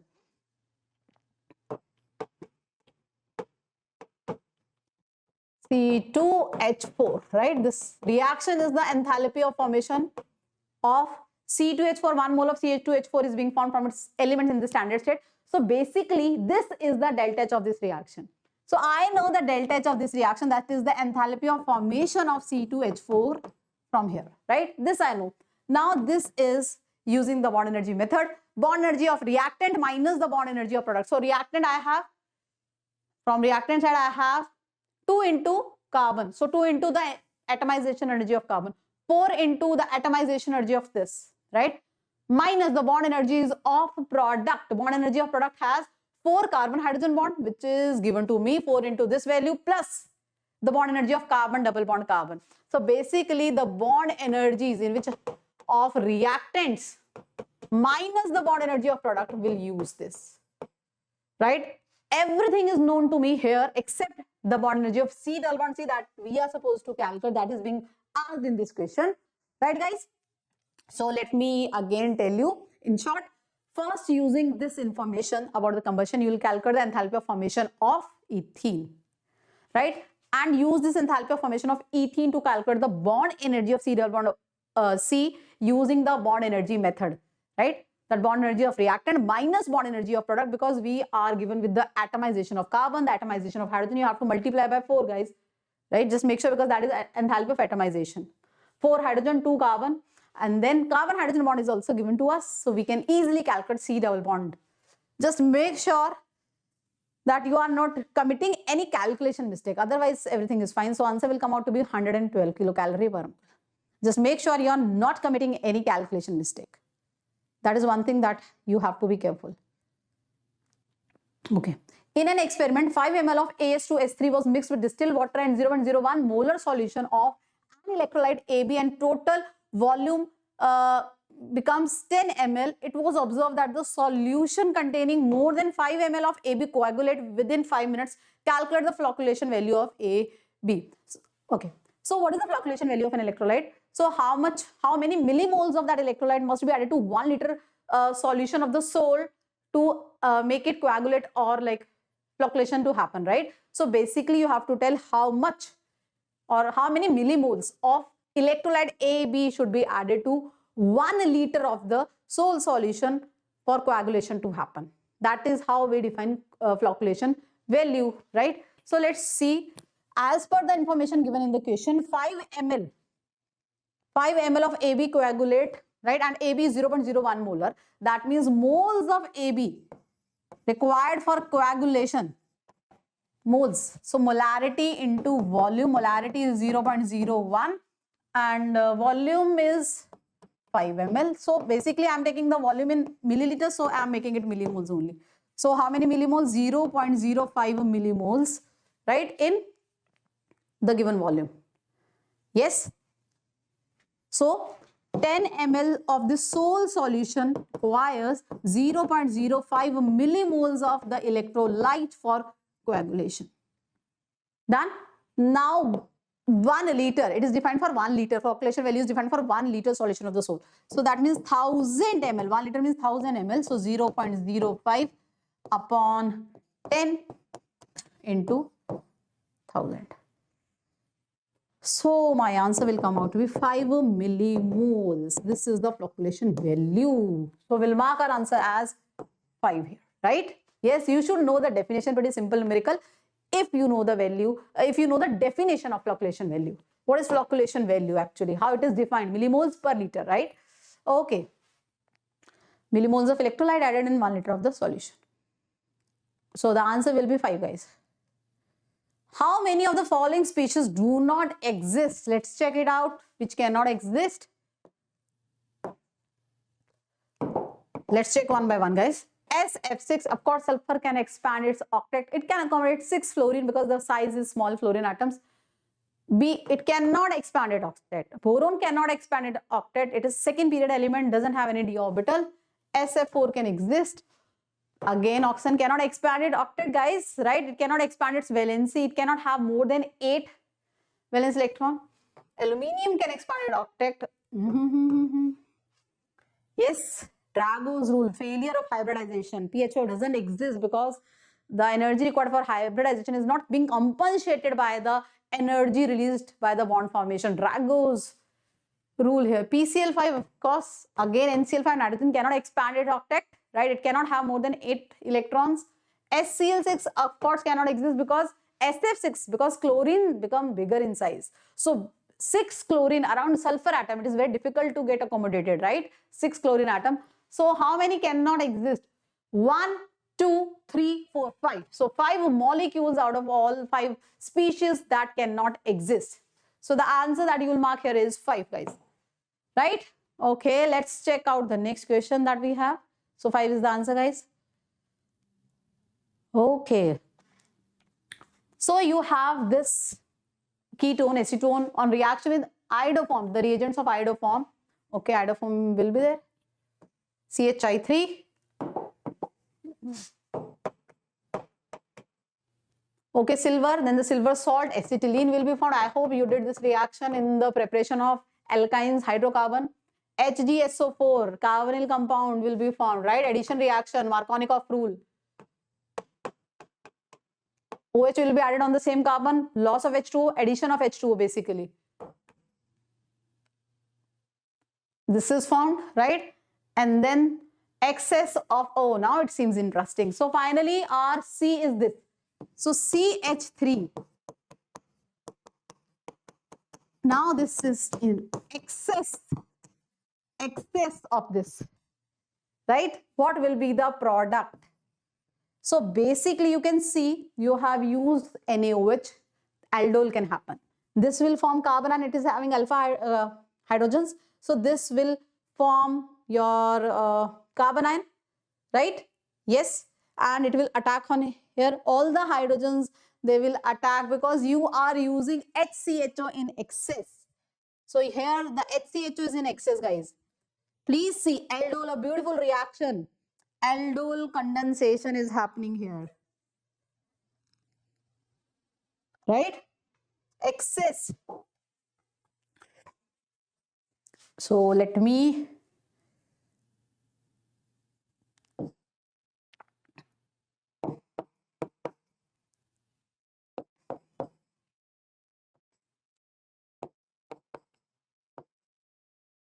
yes, guys. So the one which forms carbon ion, this is the species that will form carbon ion. Please see the aldol. Yes, yes, guys. Please check, guys. Done. I hope this is the product that you got. This will form carbon and H will be lost and it will attack on the carbonyl carbon. Right? Yes. You can see this is the first product formed. Please have a look, guys.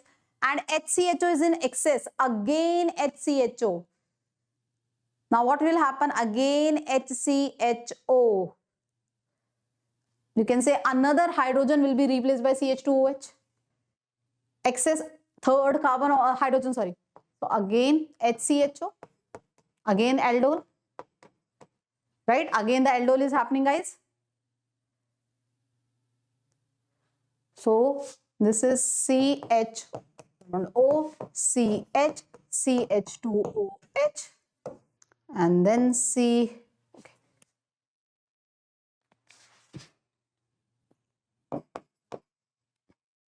Yes, please check, guys.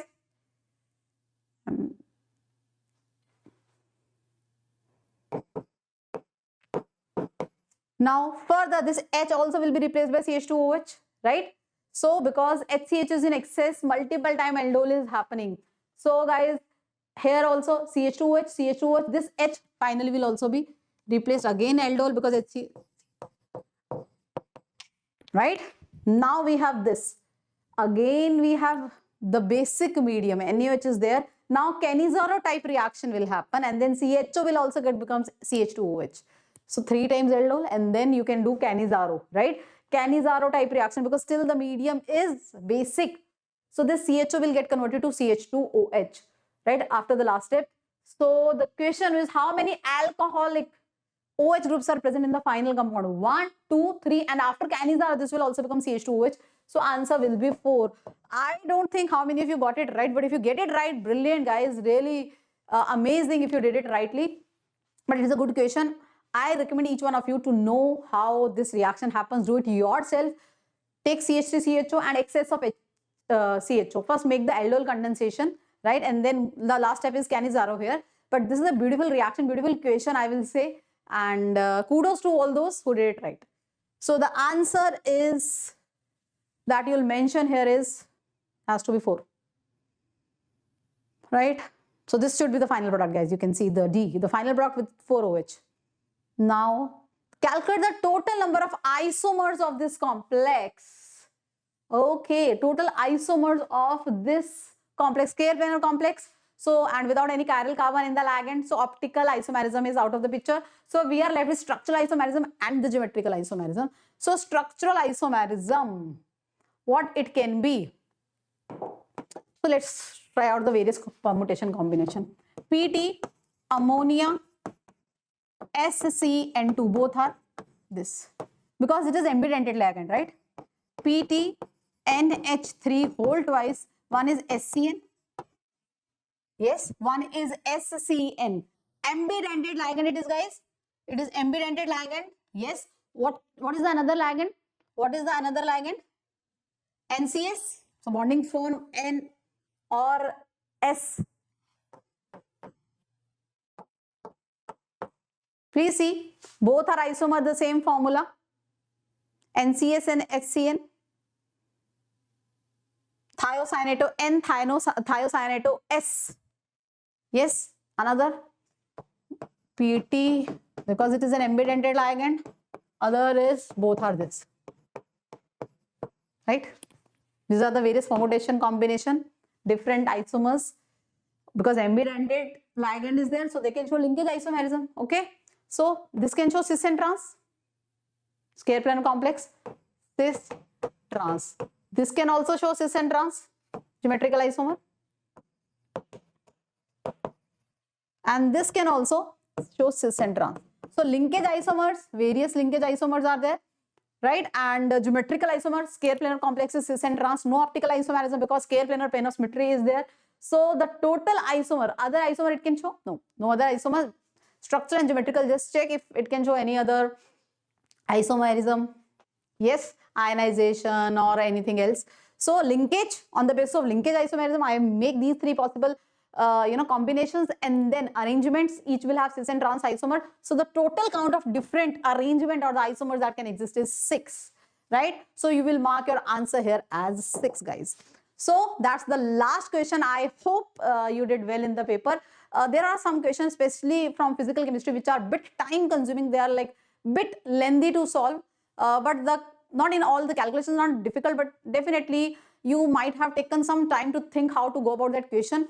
Otherwise, the questions from organic chemistry or the inorganic chemistry, they are not that time consuming. In fact, the questions from organic chemistry, they are mostly based on the common reaction tolerance, reagent, iodoform test and all, which I'm sure you are pretty much aware of, aldol, Cannizzaro. So I hope you got good marks in the chemistry portion of this test. So all the best for the other test. Till then, take care. Hello everyone, I am Surendra Jain, Master Teacher of Maths in Vedantu. Today I am discussing the Eklavya entry test 1 that was conducted recently. This is question number 1 of this paper. Where, in this question we are given that alpha, beta, gamma are the roots of this cubic, where A belongs to real. We have to find the minimum value of this expression, which is very symmetric expression. Alpha upon beta plus beta upon alpha is one bracket. Likewise, alpha upon gamma plus gamma upon alpha, and beta upon gamma plus gamma upon beta. Okay. Now to solve this question, what we can do, let us call this expression to be equal to S. Okay, and now think over that if I write one bracket as alpha plus beta plus gamma, and in another bracket I write 1 upon alpha plus 1 upon beta plus 1 upon gamma. Okay, now if you multiply every term of this bracket with every term of this bracket, so you will be getting alpha into 1 upon alpha is 1. Likewise, beta into 1 upon beta also is 1. Gamma into 1 plus gamma also is 1. So 1 plus 1 plus 1 will be equal to 3. Now, if you multiply alpha with 1 upon beta and beta with 1 upon alpha, you will be getting this first bracket. And likewise, second bracket and third bracket can also be obtained. So the product of these two brackets will be 3 plus S. And this is sum of roots, which is actually sine A. Okay. And this is sum of reciprocal of roots, which will be cos A upon 2, which will be cos A upon 2. They are very standard results, cos A upon 2, and that is equal to 3 plus S. So you get S to be equal to, on this side, I can write this as 1 by 4 into sine 2A by multiplying by 2 in numerator and denominator, sine 2 theta formula is obtained, and minus 3 here. Now we are looking for minimum value. If for minimum value, I would like to have the sine 2A because A can be any real number. This will be minus 1.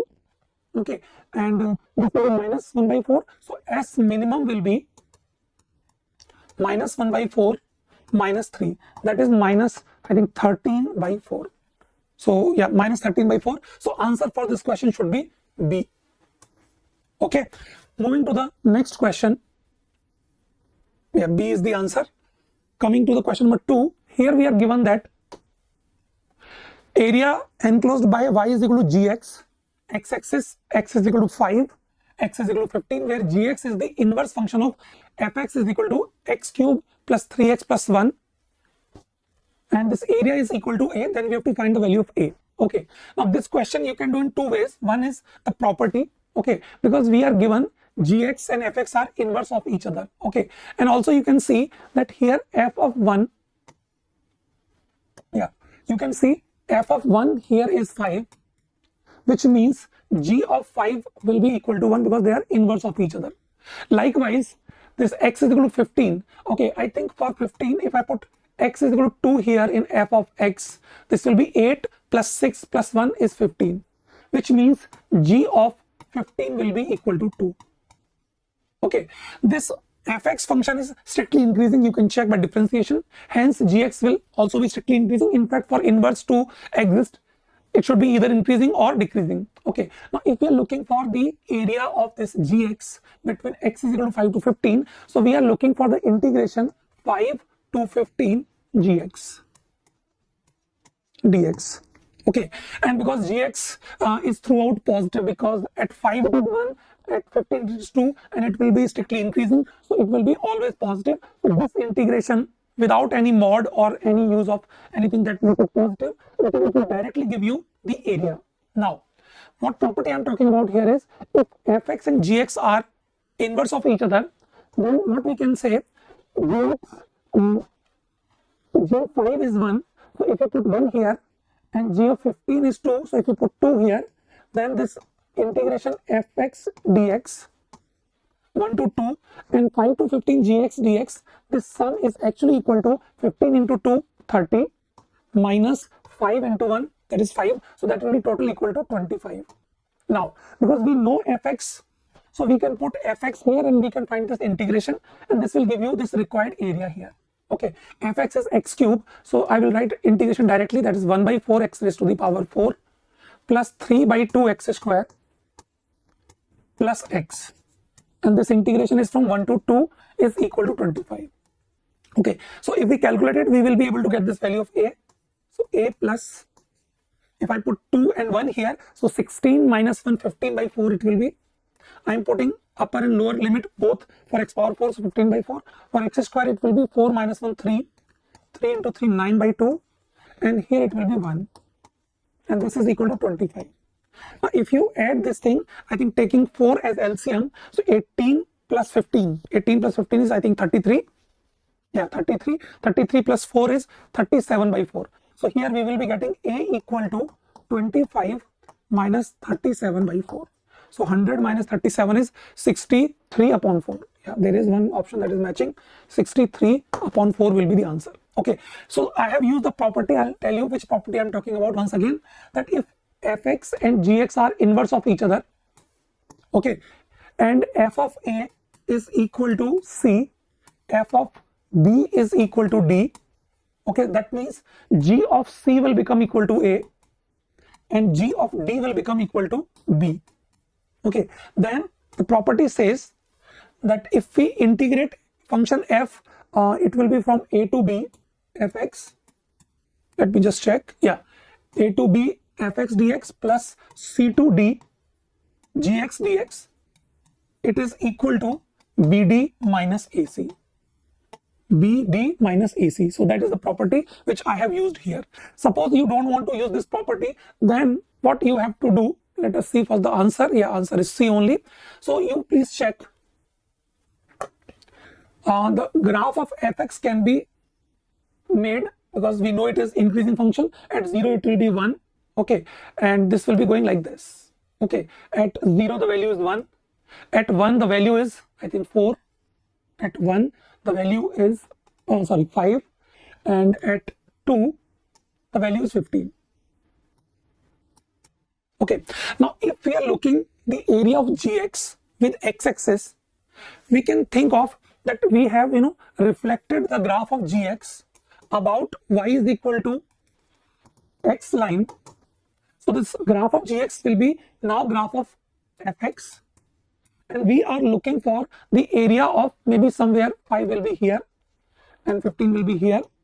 So this is the area we are looking for gx. We are given gx, x is equal to 5, x is equal to 15, x-axis. Now this will be the same area as this area here.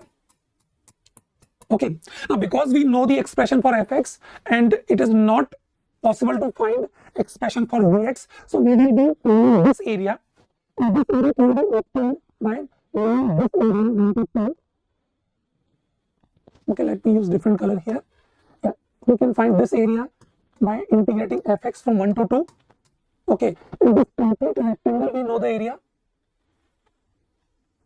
So my required area would be, which is this one, would be this complete rectangle, that is I think 15 into 2, 20, minus this thing, minus this thing, minus this thing, and minus this pink area. So you can see it will be similar calculation, 30 minus 5, that is 25, and this area you will be finding using integration, which will also get subtracted. So my final answer will be for this green area, okay, and I think it will be same as we have obtained using that property. Okay, so there were two methods for solving this question. Okay, now moving to the next question, question number 3. Here we are given fx as a quadratic upon quadratic is not 1-1 function. Statement 1 is saying it is not 1-1 function, and statement 2 saying that fx is having range minus infinity to infinity. We have to tell which statement is true, which statement is false. Okay, now please see this fx. If I check, and it is just a guesswork you can say, or some hit and trial method you can say, that the quadratic in the numerator, if you check, that is x square minus 5x minus 9 is having two real roots. You can check it is having two real roots. I will not find those roots. You can just see the d is positive 25 plus 36, so it will have two real roots, which means my fx is going to be 0 at x is equal to alpha and x is equal to beta. And you can see when this will be 0, numerator will not be equal to 0. They don't have any common root. It can be checked by finding these roots and then putting into this, or otherwise also you can check they are not having any common root. So what I am saying common root, because at x is equal to alpha, if numerator is becoming 0 and denominator is not becoming 0, then this fx will be equal to 0, which means fx is equal to 0 at two different values, x, alpha and beta, which says proves that it is not 1-1. So my first statement seems correct. Okay, first statement seems correct. Now coming to statement 2. Statement 2 says fx has the range minus infinity to infinity. Now to do this question, what we should do, one method is that we should take this as y equal to quadratic upon quadratic, cross multiply, and then we make a quadratic in x and we make d greater than or equal to 0. Okay, so that is one method. Let me do it quickly. Y is equal to x square minus 5x minus 9 upon 3x square plus 2x plus 7. If you cross multiply, so after simplification, 3y minus 1 into x square plus 2y plus 5 into x plus 7y plus 9 equal to 0. That will be my quadratic if I do the cross multiplication. So it's a quadratic in x. Now to know the range, what we do, we make d greater than or equal to 0. 2y plus 5 whole square minus 4 into 3y minus 1 into 7y plus 9. It should be greater than or equal to 0. The solution of this inequation will give you the range. Now if range we want to be all real number, that means every value of y should satisfy it.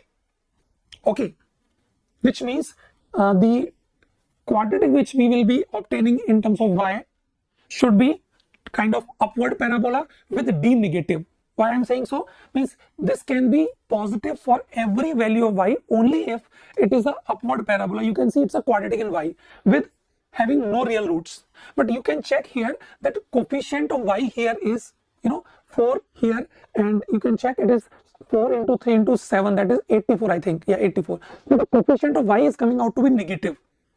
Which means it cannot be positive for all real values of y. I hope you are getting what I am saying. The coefficient of y square I am writing here is, I think, minus 80. You can check. 4 minus 84 is minus 80. And there will be some value of y, some coefficient of y, then some constant will be this, and greater than or equal to 0 is what we are looking for. Now because coefficient of y square is negative, so if we draw the graph of this quadratic, it will be downward parabola. That means it cannot be positive for all real values of y, which means this function cannot have range as all real number.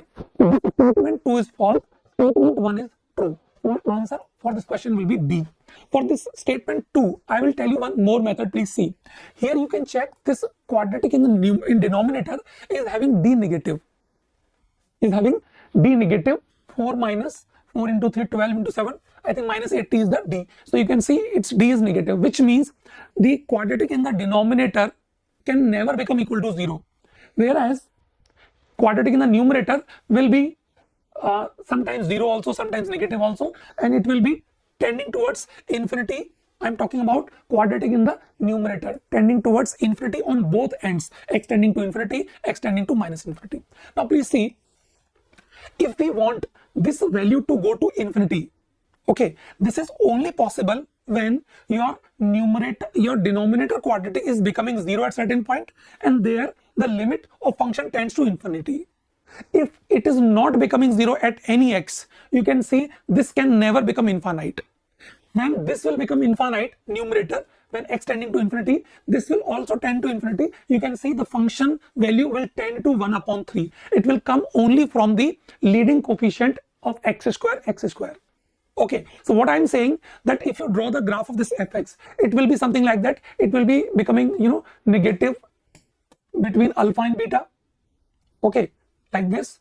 Then at infinity, towards infinity, it will be going towards 1 by 3, and here also it will be going towards 1 by 3. There is no asymptotic graph here. Asymptotic means the point where the graph becomes either plus infinity or minus infinity. It happens only when your quadratic in the denominator will have a real root. There, this function will become not defined, and there, this function about that point will either go to plus infinity or minus infinity, and then you can expect range to be minus infinity to plus infinity. Here it is not possible. So I have told you two methods for the second statement. One, by this making quadratic and putting d greater than or equal to 0, which clearly saying you cannot have phi belongs to R for this inequation, so range cannot be all real number. And second, using this graph. So answer for this question should be B. Now moving to the next question, that is question number 4. Sum of all values of A for which limit x tending to 1 and this bracket whole power 1 minus x upon 1 minus root x is equal to 1 by 16 is. Very interesting question, and you will learn a new thing from this. I will tell you why. I can write this expression inside as, first of all, it is limit x approaches to 1. Okay, and here I can write it as, if I divide by x minus 1 in the numerator, it will be minus a plus sine of x minus 1 upon x minus 1, and here it will be 1 plus sine x minus 1 upon x minus 1, and here I think we can write it as 1 plus root x also, because 1 minus root x factor is getting cancelled, and this is what we are looking for is 1 upon 16. Okay, now you can see as x approaches to 1, my power will be tending towards 2. Okay, so if this is tending towards 2 and this is 1 upon 16, so it looks like that limit of base, that means this thing, I think I can write limit also direct. It will be actually minus a plus 1 here upon 1 plus 1 here. Let me not write this, no need writing this limit. Okay, this thing will be equal to, because in the power, in fact in the power, let me write it as 2 is equal to 1 upon 16. But please remember this thing, this 2 is a limit. Okay, minus a plus 1 upon 1 plus 1 is also a limit, and this is becoming equal to 1 upon 16. Now obvious question is that minus a plus 1 upon 2 will be equal to 1 by 4 or minus 1 by 4.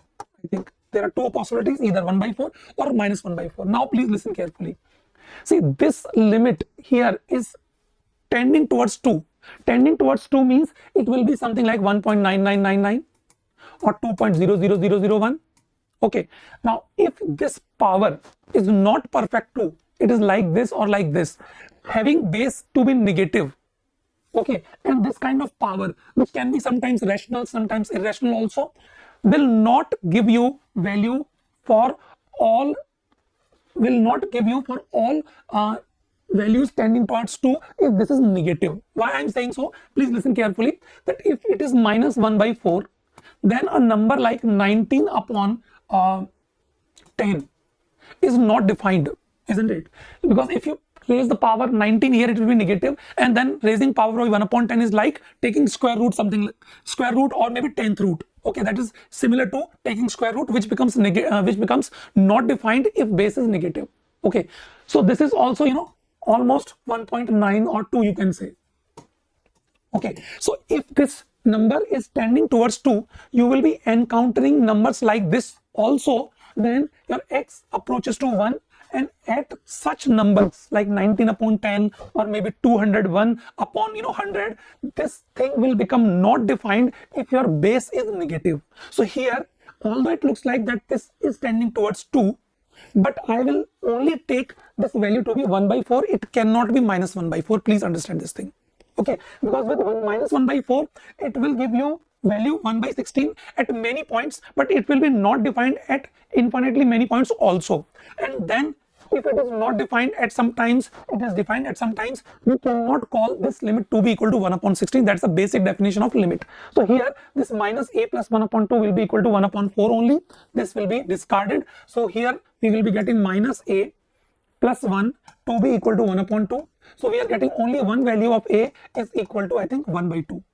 Okay, here the catch was that you were given options as that if you consider this also, then sum of real values will become, I think, 2. You can check for minus 1 by 4, then I think it will be 3 by 2, I think. So A is not the answer. Answer for this question is D. I think it's a tricky question, and let me tell you, question based on this concept was asked in JEE Advanced 2014. You can check that question. There also they have done the similar thing. Okay, in fact, the idea, many times becomes popular only after it has asked in JEE Advanced paper. So this is also similar to that only. You can go through that question. Okay, so answer for this will be D. Moving to the next question. Question number 5. In paper of English, there are 5 questions such that sum of marks is 30 for 5 questions, and marks for any question is not less than 3 and not more than 8 if number of ways in which marks can be awarded is 3-digit number x, y, z, then the value of x plus y plus z is, okay, that's a 3-digit number. So we have to find the sum of digits x, y, z is equal to, okay. Now to do this question, what I am going to do, please see, suppose and marks can be given in the integer numbers only. So suppose your question 1 is giving you x1 marks, question number 2 is giving to x2 marks, and so on. And here 5th question giving you x5 marks. So total marks is 30. Okay, and x1, x2, x5, they all are between 8 and 3. Not less than 3, not more than 8. So 3 and 8 are also included. Now this can be done with the help of non-integral solutions, the method of non-integral solutions, or you popularly known as beggar coin method. But before I apply that method, I will tell you one simple substitution will make this thing very, very easy. Actually, the problem here is that my x1 is not 0, 1, 2, 3, means it is not non-negative integer. It is actually between 3 and 8. So we have to take care of both ends, that it should not be less than 3, it should not be greater than 8 also. So to make it easier, the better method would be that you take x1 is equal to 8 minus y1. Why I am taking 8 minus y1? Please listen carefully. Suppose your x is 8 minus y1, then your y1 will be 8 minus x1. So this will be from, if my x1 is 3, so it will be 5. If it is 8, then it will be 0. So your range is actually 0 to 5, both side closed bracket. In fact, it will not be like this because it has to be integer. So not this bracket. I think it should be 0 or 1 or 2 or 3 or 5. So your y1 will be taking these 5 values if you do this kind of substitution. Okay, now if I put x1 as 8 minus y1 and likewise x2 and likewise x3, x4, x5 also, I think we will be getting y1 plus y2 and so on plus y5 equal to, I think there will be 5 times 8, so 40, it becomes equal to 10 only. Okay, so y1 plus y2 and so on y5 is equal to 10 is what we are looking for, where all yi's are between 5 and 0. So here I think it is similar to non-negative integral solutions for an equation, but upper bound is 5. You cannot have yi to be equal to 6 or 7 like that. So what we will do, we will use that beggar coin method. So here there are 5 beggars, 10 coins. So there is a direct formula for that. I think 10 plus 5, 15 minus 1, 14, C4. It will be the answer, but there is a problem that you cannot give y1 value equal to 6, y2 equal to 6 like that. So we will subtract those cases. We will subtract those cases in which y1 or y2 or y5, any one of them is having value greater than or equal to 6. Till 5 it is fine, but greater than or equal to 6 is not fine. So if I give one of the variable, so which variable? That is 5 ways, y1 or y2 or y5. So one of the variable chosen in 5 ways, and that will be given greater than or equal to 6. So if I give 6 coins to this y1, let us say, we will be left here with only 4 coins. 6 gone to this y1, and now we are left with 4 coins. But still, this y1 can get more coins because I am saying we are subtracting those cases in which in which y1 is getting more than or equal to 6 coins. So after getting 6 coins, it is still there in the, you can say this beggar is still a contender of getting some coins from remaining 4. So 4 coins, 5 beggars, 4 plus 5 is 9, minus 1, 8, C, 4. Okay, so this will be the answer of this question. 2 beggars cannot get more than or equal to 6 coins together because total we are having only 10 coins. So this will be the answer of this question.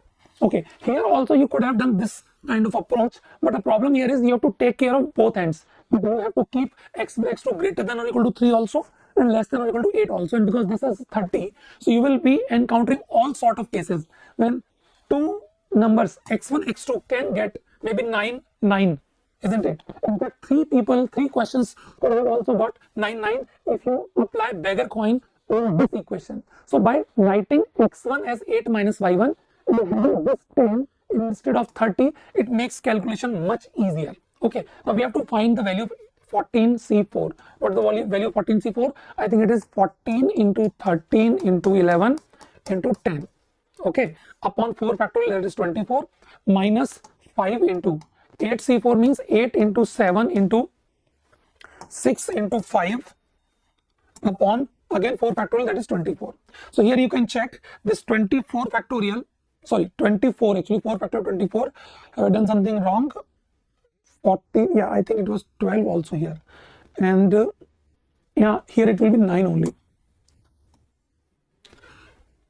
Yeah, so 14, 13, 12 into 11 because 10 factorial will get cancelled. So 12 will cancel 24 2 times and this cancel 14 7 times. 7 into 13 into 11, if I am not wrong, is equal to 1001. Okay, and this 6 into 8, 48. So this will be 2 times here. So minus 5 into 2, 10, and 7 into 5, 35. So it will be 350. So it becomes equal to, I think, 651. It becomes 651. So that should be the answer. They are asking the sum of digits. So 6 plus 5 plus 1 will be 12. So answer of this question will be C. Okay. You can do this kind of question with the help of coefficient method also, but this is much better. Okay. Moving to the next question. Yeah, 12 and 651 only. Question number 6. It says R is equal to x comma y such that xy belongs to z. Z is integer. Okay. And it's a relation. And xy are having relation, additional expression relation as 2x square plus 5y square less than or equal to 21. Then we have to find the domain of R inverse. So here domain of R inverse is same as range of R. Okay, domain of R inverse is same as range of R. That means we are looking for here possible values of y, all possible values of y. Okay, now if this is the inequation, what integral values y can take? I think y can take definitely 0. Okay, y can take plus or minus 1 also, because if it is plus minus 1 then it will be 5. So x square can still get some values, and similarly 2 and minus 2 also. 2 if you put, it will become 20. 20 if it goes that side, it will be 1. So x can still have value as 0. Okay, so I think these are the values which y can have with the condition that y is integer and with the condition that 2x square plus 5y square is less than or equal to 21. So these are the 5 values that y can have, and that is the range, that is the domain of R inverse, and that is the answer of this question, that is minus 2, minus 1, 0, 1, 2, C. Okay, moving to the next question. Very interesting question. I'll tell you very interesting method for this question. Please see. In a triangle ABC, we are given cos A, cos B, cos C product as A, sin A, sin B, sin C product as B. Then we have to find the value of tan A, tan B, tan B, tan C, tan C, tan A. See, in triangle, we have relation tan A plus tan B plus tan C equal to tan A into tan B into tan C. But this expression is different. So there is no use of that thing. How this question I'll be doing it. There is one more method in the solution. You can go through it. I will tell you some different method. Please see. In a triangle, you know, A plus B plus C is equal to pi. Okay. Now, if by chance, if we know the formula of cos A plus B plus C, this will become easy. But I think that's not a standard thing. Okay, but I will make it, please see how. This is actually real part of, e power iota a plus b plus c.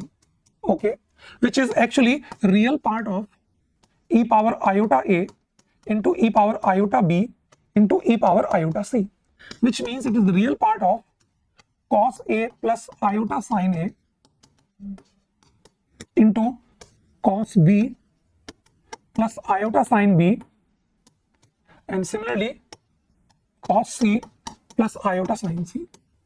Okay, now we have to find the real part. So real part, where all we can get these real parts, I think cos a, cos b, cos c, if they are multiplied, because they all are real numbers, so then you will be getting real part, and it is given to us as a. So cos a, cos b, cos c, that's a real part, real value, so that is equal to a, we are given here.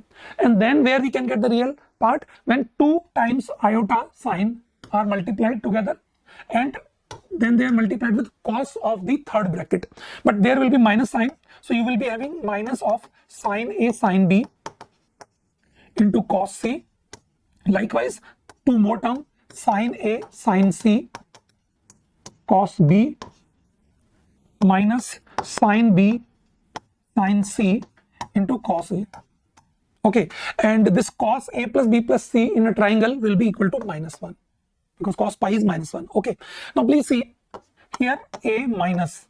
If I take sin a sin b sin c, maybe if I put bracket like this, then these two will become plus sign. So if I take sin a sin b sin c common, not sin a sin b sin c, cos a cos b cos c, if I take common, once again the same thing, so it will be a outside. And if you take cos a cos b cos c common, I think this first expression cos c is taken out and cos a cos b will be in denominator, it will become tan a tan b. Yes or no? Tan a tan b. Similarly, this one will become tan a tan c, and the last one, this one will become tan b tan c, tan b tan c. Okay, so I think we are done. So we are looking for tan a tan b plus tan a tan c plus tan b tan c, and this side is -1. So I think it will become, this thing will be equal to, I will write it here, -1 minus a upon minus a. That means it will be 1 plus a upon a. I think this is independent of this sin a sin b sin c thing which is given in the question. I think just to confuse you, so answer of this question is, I think, none of these, because every option is having b in it, so answer will be D. Okay, so dear all, I think this question can also be done with the help of taking certain values, like if you choose a as 90 degree, I think 90 degree you cannot take because it is 10 involved here, so maybe 60 60 60, or maybe 120 30 30, something of that sort. If you take values for a, b, c, and then you will be able to get small a small b, and then putting a, b, c in this expression, you can compare which option is matching. The problem here can be, but if some values, if you choose, and maybe a and b falsely, they are supporting the value of tan a tan b plus tan b tan c plus tan c tan a for that particular value, then you may get wrong answer. So that can be the problem. So if you are putting values, you should take multiple values to get this kind of answer. Okay, let's move to the next question. Yeah, so here we are given for some arbitrary constant a, consider the function fx is equal to this on R, that is the set of real numbers, such that fu is less than fv for all u less than v. Okay, first of all, you understand this thing, that this relation, that fu less than fv for all u less than v, means f is increasing function, fx is rather strictly increasing function. Okay, so if it is increasing function, strictly increasing function, I think it's a differentiable function also, because ax plus cos 2x, all these expressions are, differentiable functions. So for strictly increasing, I think my f dash x should be greater than or equal to 0. I think some people say only greater than 0. Let me tell you, for strictly increasing function also it can be greater than or equal to 0, but that equal to 0 thing should be for isolated points. Okay, so this f dash x will be equal to a minus 2 sin 2x plus cos x minus sin x. I think simple differentiation. For cos 2x, it will be 2 sin 2x with minus sign outside, cos x minus sin x. And we have to make sure that it is greater than or equal to 0 for all x. Equal to 0 can happen only for isolated point, not for some range of x. Now how to solve it? And we have to find the minimum possible integral value of a. Okay, now maybe we can do one thing. a minus 2 times sine 2x. Now please see, I am going to write sine 2x as 1 minus cos x minus sine x whole square. Sine 2x I am going to write as 1 minus cos x minus sine x whole square. You can check cos square x plus sine square x, 1, so 1 gets cancelled, minus 2 minus sine 2x, and here minus sign also, it will be sine 2x. So we will be getting this thing plus same this cos x minus sine x. Cos x minus sine x. Now if I take cos x minus sine x as t, so this will be minus minus plus 2t square plus t. Okay, and here it will be plus a minus 2. So that is the quadratic which we are getting, and we want this to be greater than or equal to 0. Okay, and it will be for t belongs to minus root 2, 2 plus root 2. Why I am saying minus root 2, 2 plus root 2? Because this cos x minus sine x cannot get all real values, just minus root 2, 2 plus root 2. Okay, now this is a quadratic. We want it to be greater than or equal to 0. And if I draw graph for this quadratic in t, it will be upward parabola. Its least value will be at minus b upon 2a, that is minus 1 upon 4. Minus 1 upon 4, it will be having least value. Now if I make least value to be greater than 0, then all other values will automatically be positive, isn't it? If least value, that is coming at minus 1 by 4, and this minus 1 by 4 is also in this interval. So if I make sure that f dash at minus 1 by 4 is positive, then for all values of this t in terms of, you can say, cos x sin x, it will be always positive. Okay, now what is f dash minus 1 by 4? You put it here, so it will be 2 upon 16, that is 1 upon 8, minus 1 upon 4, okay, plus a minus 2. Kitna ho gaya? How much is this? A, I think it will be minus 1 by 8, so minus, I think 17 by 8, if I'm not wrong, minus 17 by 8. So this will be greater than or equal to 0. So if I take a to be, the least value of a can be, a minimum can be 17 upon 8. If a is greater than 17 upon 8, I think we are done. So, but 17 upon 8 is not the integer. 17 upon is not integer. So least possible integral values if we are looking for, I think it will be 3. 17 upon 8 is greater than 2. So a minimum integer will be equal to 3. Let me write this as greater than or equal to 17 by 8 only. But because we are looking for minimum possible integer, so it will be 3 here. Okay. So answer for this question should be, let's see, 3C. Yeah. Coming to question number 9. A is among the 6 horses in a race. A is to be ridden by one of the 3 jockeys P, Q, R. If P rides A, all the horses are equally likely to win. If Q rides A, his chances are doubled. Means chances of A horse winning that race becomes double. If R rides A, his chances are tripled. Now a dice is thrown. If 1 or 2 appears, then P will ride. If 3 or 4 or 5 appears, then Q will ride. Otherwise R will ride. Okay. So here what is happening for this, that jockey P will ride, its probability will be 1 upon 3. If jockey Q to be given chance for riding, its chance will be 1 by 2 because 3 or 4 or 5 here. And similarly, probability that jockey R is riding will be 1 upon 6 because only 1 is left. I think 6 is left. Now, what is the probability that A wins? Now, I think it's a question of total probability law. Probability of A winning would be that first, that jockey P is riding the horse whose probability is 1 upon 3, and then because A is among 6 horses, and if jockey P is riding the horse, all horses are equally likely to win, so the probability here would be 1 upon 6. But if jockey Q, whose probability is 1 upon 2, is riding the horse, then its chances doubled, so that means it will be 1 upon 3. Likewise 1 upon 6. For R, it triples, so it will be 1 upon 2. So the total probability would be 1 upon 18 plus 1 upon 6 plus 1 upon 12. Now we can take LCM, I think, as 36. 2 plus 6 plus 3. So it becomes 11 upon 36. I think answer would be D for this question. Okay. Simple question. Okay. Moving to the next question, number 10. The variance of, I think this is again easy question only. Variance of 1, then 2, 2, 3, 3, 3, 4, 4, 4. Okay. So 1 is 1 time, 2 is 2 times, 3 is 3 times, 4 is 4 times. So you can use sigma n square also, but I will do otherwise. If I add all these numbers, it is actually 1 square plus 2 square plus 3 square plus 4 square. So sum of squares of first 4 natural numbers is 4 into 5, 4 into 5 into 9. N plus 1, 2n plus 1 upon 6. So it will be how much? 4 into 9, 36 upon 6. I think it becomes 30. Okay.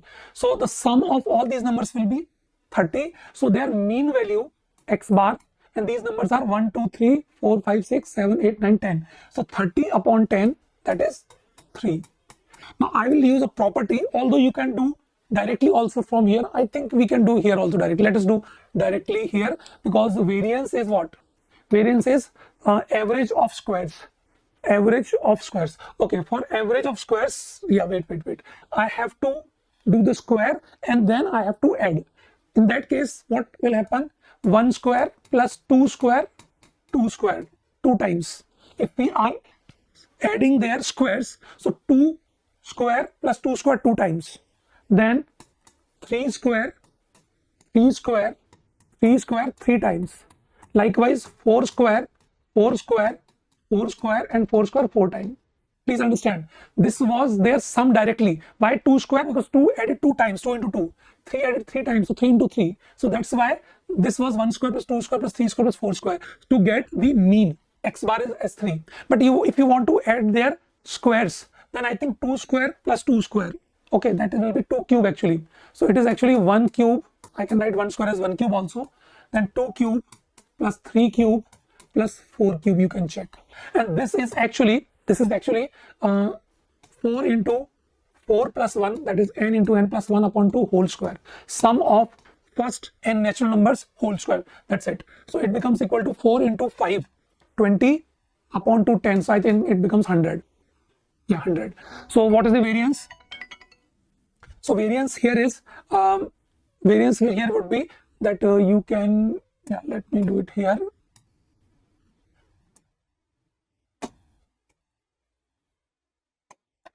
Hundred upon number 10, average of squares minus square of average. So answer should be, I think, 1 here. Okay. Actually, what I was thinking in the beginning was that I will subtract all the data by 3. And if I do that, I think my data would be -2, -1, 0, 0, 0, and 1, 1, 1, 1. And you know the property that variance doesn't change if every data is subtracted by same number. So if all the data is subtracted by 3, then your mean will be 3. And now it is easy to calculate their squares. I think the squares would be 4, 1, 1, and 3 times 0, and then 4 times 1. Okay, so if you add them, it becomes 4 plus 6, 10. Sum of squares becomes 10. So variance will be 10 upon 10, that is 1 only, because now your mean has become 0 now in this case. So that way also you can do, answer will be 1 in both cases. Okay, so moving to the next question, that is question number 11. We are given z belongs to complex number and a equal to z such that argument of z is equal to pi by 4 and b is z such that argument of z minus 3 minus 2 iota is equal to 2 pi by 3. Then we have to find the intersection of a and b. Okay, so please see how we can do this. I think this question is directly based on the diagram. You know, the locus of this a would be argument of z equal to pi by 4. Means it will be all complex number in the first quadrant such that they are making 45 degree with positive x-axis, 45 with y-axis, like this. Origin is not included because at origin argument is not defined. Likewise for this one, this is 3, 2. Now you can say 1, 2, 3, 1, 2, 3, 2 will be here. So argument here is 2 pi by 3 means the argument is 120 degree. So it will be 120 degree like this. Okay, and this 3, 2 will not be included. Okay, now they are asking number of element in A intersection B. I think this arrow, first arrow is representing set A, second arrow is representing B. So their intersection will represent their intersection set actually. So it is just 1. So answer for this question has to be A. Very easy question. Moving to the next question, that is 12. A variable line y Yeah, variable line y is equal to mx minus 1 cuts line x is equal to 2y and y is equal to minus 2x at point A and B. Then we have to find the locus of circumcenter of triangle OAB, O being origin. Now please see, the lines which are given to us are x is equal to 2y, that is actually having line slope equal to 1 by 2 passing through origin, that is x is equal to 2y. And other is having slope minus 2, that is, perpendicular to this line, like this. This is y plus 2x equal to 0. Now the line y is equal to mx minus 1 is something that is passing through 0 comma minus 1. 0 comma minus 1. Y-intercept is minus 1. Now a variable line, let's say this line is like this, which intersect these lines at A and B. Okay. Then we have to find the locus of circumcenter of triangle OAB. O is origin, and because these lines are at right angle, so OAB will be a right triangle, and its circumcenter is nothing but the midpoint of AB. It is the midpoint of AB, which is what we are looking for. So we have to find the locus of this midpoint of AB here. Okay, now how to do this question? I think one method could be that you take point A to B, let's say x is equal to 2y, x is equal to 2y, so I can take this x to be 2 alpha, and then y will become equal to alpha for this line. And similarly for B point, which lies on y plus 2x, I can take x as beta, then y will be equal to minus 2 beta. And these 4 points are lying on same line, that is one. And second point, that P is midpoint of AB. P is midpoint of AB. So what I am going to do here is, first I will make the condition that these points 2 alpha, alpha, then beta, minus 2 beta, and 0, minus 1, they are collinear. So the area of triangle formed by them will be equal to 0. So the value of this determinant will be equal to 0. Now you can open this determinant in the third row, obviously, so that you get advantage of 1 0 here. So this will be plus 1 because it's a 2 3 element, 3 2 element. So minus minus plus sign, and this will be having how much? 2 alpha minus beta. 2 alpha minus beta plus 1 into this 3 3 element, 1 into, I think it will be minus 4 alpha beta, minus 4 alpha beta, and minus alpha beta. So I think I can write minus 5 alpha beta in one go only. Okay, minus 5, and that is equal to 0. So that is the equation we are getting for these points to be collinear with 0 comma minus 1. Okay, minus 4 minus alpha beta minus alpha beta, that's right. Now there is one more thing that we have to take care of, that the midpoint of these two, A and B, is P point. That means you will be having, let me use this space here, 2 alpha plus beta will be equal to H, equal to 2H actually. Okay, and alpha minus 2 beta will be equal to K, 2K. Okay, now what we will do, we will get these values of alpha and beta and we'll put it here. That's it. Okay, now to get the value of alpha beta, I think first let us find beta. So I will multiply this by 2. So this will become 4 plus 1, 5 alpha. And on the right hand side, it will be equal to, I think we can take 2 common. So it will be 2H plus K. 2H plus K. Okay, so 5 alpha is 2 times 2H plus K. Yeah. And if we want to know the beta, I think once again what we can do, we can multiply this by 2 this time. And we subtract. So alpha will get cancelled and we will be having 5 beta. And this time it will be, this 2 is not multiplied anymore for this case. So 2H minus 4K. So 2 common, H minus 2K. H minus 2K. Okay. So if we put the values of alpha beta here, we will get the answer. Let us try to put them. So these are the relation number 2, let us say. And this I will be using here. Okay. So let us take this 5 alpha beta on the other side. So it will be 5 alpha beta equal to 2 alpha. Let me write it here. 5 alpha beta is equal to 2 alpha minus beta. I will do one more thing. I will multiply by 5 on both sides. So this side we have 5 alpha into 5 beta, so that I can use this thing. So if I multiply by 5 both sides and then I put these values, so we will be getting this 2 into 2, 4. Okay, this is 2H plus K. And then other would be H minus 2K. Okay, and equal to, it will be tan alpha. So tan alpha means it will be 4 into 2h plus k.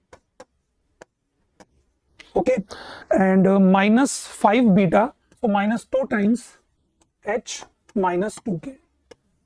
Yeah, okay, so let us go at above and let's get some extra space here. Yeah, so what we are getting here, I think we are looking for this expression here. 2h plus k means 2x plus y, h minus 2k means x minus y, so I have to divide by 4. So let me write the answer also together. 2x plus y here into x minus 2y. 4 we have to divide on that side also. So it is 4 into 2, 8. 8 minus 2, 6. 6 by 4 is 3 by 2 x. And for k it will be 4k plus 4k. I think it will be 8k. 8k by 2. So it will be 2y here. So that is what we are getting. So my a should be 3 by 2 here. Okay, and b should be 2 here. And we are looking a plus b. So a plus b will be equal to 7 by 2. So answer for this question should be, yeah, C. Answer should be C. Okay. Moving to the next question.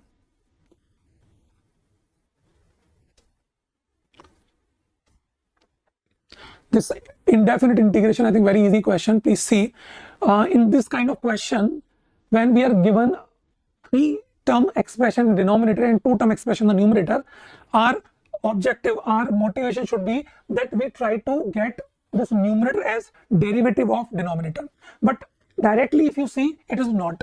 So we will try to take some expression of x out and take in the numerator, and then the revised thing should be such that the numerator is derivative of numerator. And to do this thing, you can see, if I take x square common outside, so in the bracket it will be x raised to the power, I think 7 plus 4 plus 3 into x raised to the power minus 2. This x square when going out will become x power 4. So you will be having 7 into x power, I think 6 minus 6 into x power minus 3 dx. Okay, I think here there should have been dx also. Okay, now if we have to integrate this thing, so this will be taken as t, and you can see its derivative is in the numerator. 7x power 6 minus, I think 3 was also there. I have not written 3. So minus 6 into x power minus 3. So I will take this as t, and it is dt upon t square. That's it. What is t here? T is x raised to the power 7 plus 4 plus 3 into x power minus 2. Okay, so it will be minus 1 upon t.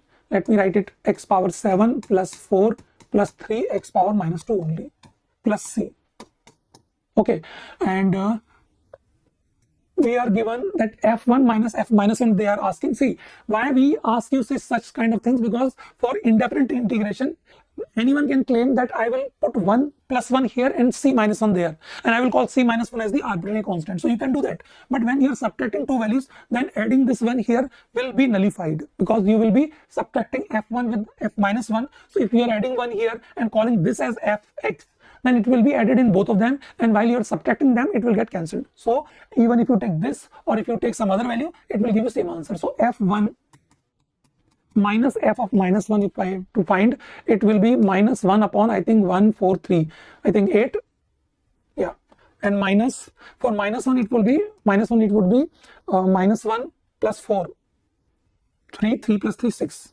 Yeah, so it will be 1 upon 6 minus 1 upon 8. So 24, if I take LCM, I think it becomes 1. 3 minus 4, 4 minus 3 actually. Yeah, so 1 upon 24 should be the answer A.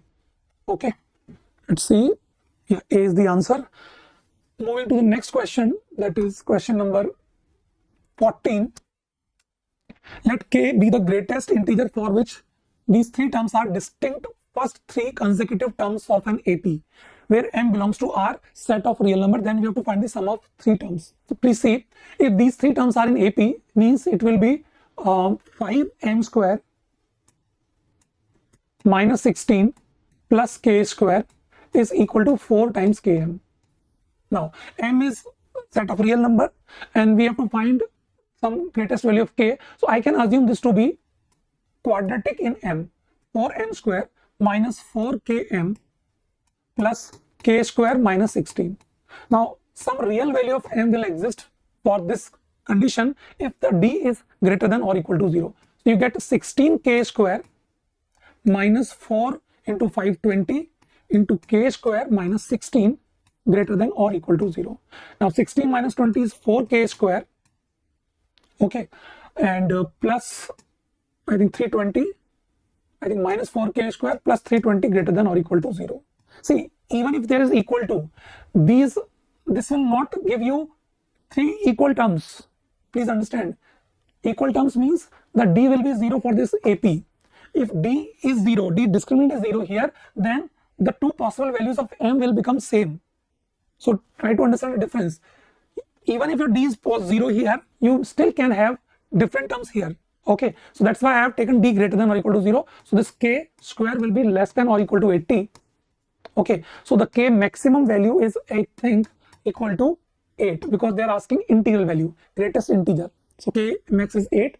Now if you put K max is equal to 8 in this quadratic, actually, so it becomes 9m square minus 32 km plus 8 into 8 64 minus 16 is 48. So it's a quadratic. You can split it as, I think this will be 240. Okay, now if I have to split minus 32, so how we can do it? 10 and no, 1 minute. 12 and 20, yeah, 12 and 20. So minus 12 minus 20. So if you factorize it, it becomes 5m minus 12, one factor, and m minus 4 other factor. You can multiply and cross check whether we are getting same thing or not. Yeah, 20 plus 12 is 32 and that is 48. So there are two values. One is 12 by 5 and one is 4. 4 seems easier. So if I take m is equal to 4, the three terms would be 5m square, that is 80 minus 16, 64, and k is 8. So 8 into 2, 16 into 4, again 64, and here also 64.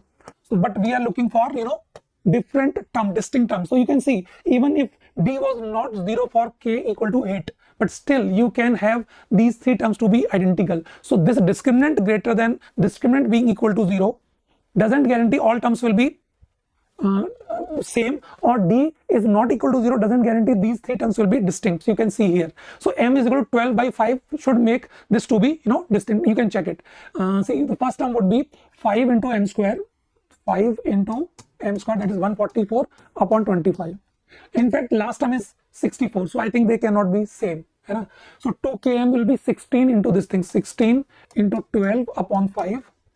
And the last term is 64. So these are the three terms that should be in AP. Now we are looking for sum of three terms. Sum of three terms means it will be 3 times this thing.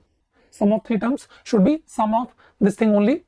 Yeah. So that will be 3 into 16 into 3, 96 upon 5. 96 upon 5 is, I think, no answer is matching. Let us see where we have done the mistake. If I put k is equal to 8, m is 12 upon 5. So 8 into 2, 16. Okay, 16 into 12, it was 12 actually. So 12, that means it would have been 16 into 36. 16 into 36. So I have multiplied by 2 only. So I think I have to further multiply by 6 also. So I think that will be the answer. Let us do one thing. Let us make 10 here, multiply by 2 here. So it will be 192 into 6 upon 10. Is there any such answer? Upon 10 actually, upon 10 here. So 6 into 2, 12. 6 into 9, 54. So 55, 11, 115.2. 115.2 should be the answer for this question. Okay. So moving to the next question. In this question, we are given that locus of vertex of family of parabolas contains. You have to find the locus of vertex of parabolas given by this, and you have to find the which point will be lying on that locus. Okay, so here we can say this is a quadratic in X whose leading term is a cube upon 3 into x square plus x square upon 2x is the linear term, and constant term is not there. Now, if you remember, I think that's the result we should remember, that vertex, that is the point where minima occurs, minima or maxima, it is minus b upon 2a, comma, minus d upon 4a. Okay, minus b upon 2a means here would be, this is b, this is a, so I think it will be minus this upon this 2 times this. So it will be, let us do the calculation here, a square upon 3, a square upon 2, and a cube upon 3, and 1 2 also extra minus sign here. So it will be minus 3 upon 4a. Yeah, minus 3 upon 4a. So that is the point where minima will occur. And what will be the value at this minus 3 upon 4a? You can do this minus d upon 4, that is one way.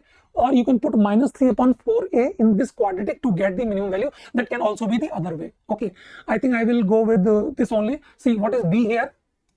B square minus 4ac. ac is 0. So I think it is easy to find d.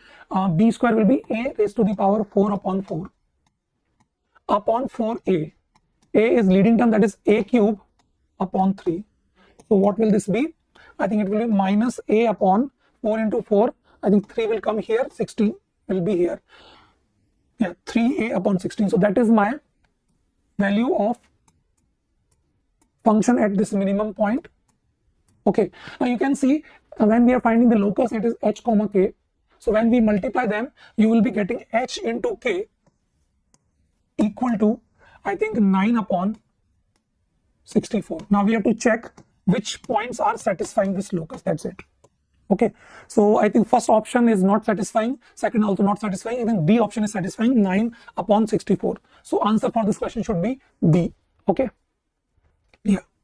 So moving to the next question, the function fx equal to this is, we have to find is increasing, decreasing in different intervals. So to find increasing, decreasing, I think the best way will be that we do the differentiation, and it will be, for first it will be 1 upon pi plus x into ln of 3 plus x minus, then differentiation of this ln 3 plus x into ln pi plus x. I think simple differentiation upon ln 3 plus x whole square. Now we have to check whether it is positive or negative in different intervals. Yeah. Now please see, pi is greater than 3, isn't it? If pi is greater than 3, I think pi plus 3, pi plus x will be greater than 3 plus x. And likewise, ln pi plus x will be greater than ln of 3 plus x. Okay. Why I am saying all these things? Because now you can check ln 3 plus x, if compared with ln pi plus x, will be smaller than this. Pi plus x is bigger than 3 plus x, and that is actually dividing it. So smaller quantity getting divided by bigger positive quantity. So this entire thing here will be negative. Sorry, entire thing will be smaller than the entire thing here. So this will be negative. I hope you understand my logic. Pi is bigger than 3. So ln 3 plus x will be smaller than ln pi plus x, and pi plus x will be bigger than 3 plus x. Bigger thing and positive thing dividing the smaller thing will give you smaller value, hence it will be negative. So it is decreasing throughout in 0 to infinity also. In fact, they are asking only in 0 to infinity. There again, 3 plus x, pi plus x, they will also be positive. In fact, log 3 plus ln 3 plus x, ln pi plus x will also be positive. So I think this is very much done. Decreasing in 0 to infinity, no chances of increasing anywhere. So answer is B. 16, yeah, B. Now moving to the question number 17, it says coefficient of x power 10 in this is. Now there can be two methods. You can do it by multinomial theorem, or you can do it by binomial theorem also. I will tell you by binomial theorem. 1 minus, or maybe 1 plus 3x raised to the power 4 minus x cube in one bracket power 20.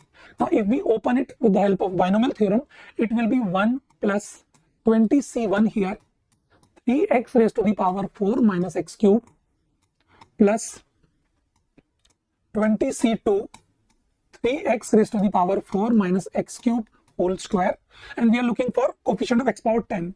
So here least power will be x power 6, and one more term if I write 20c3, 3x power 4 minus x cube whole power 3.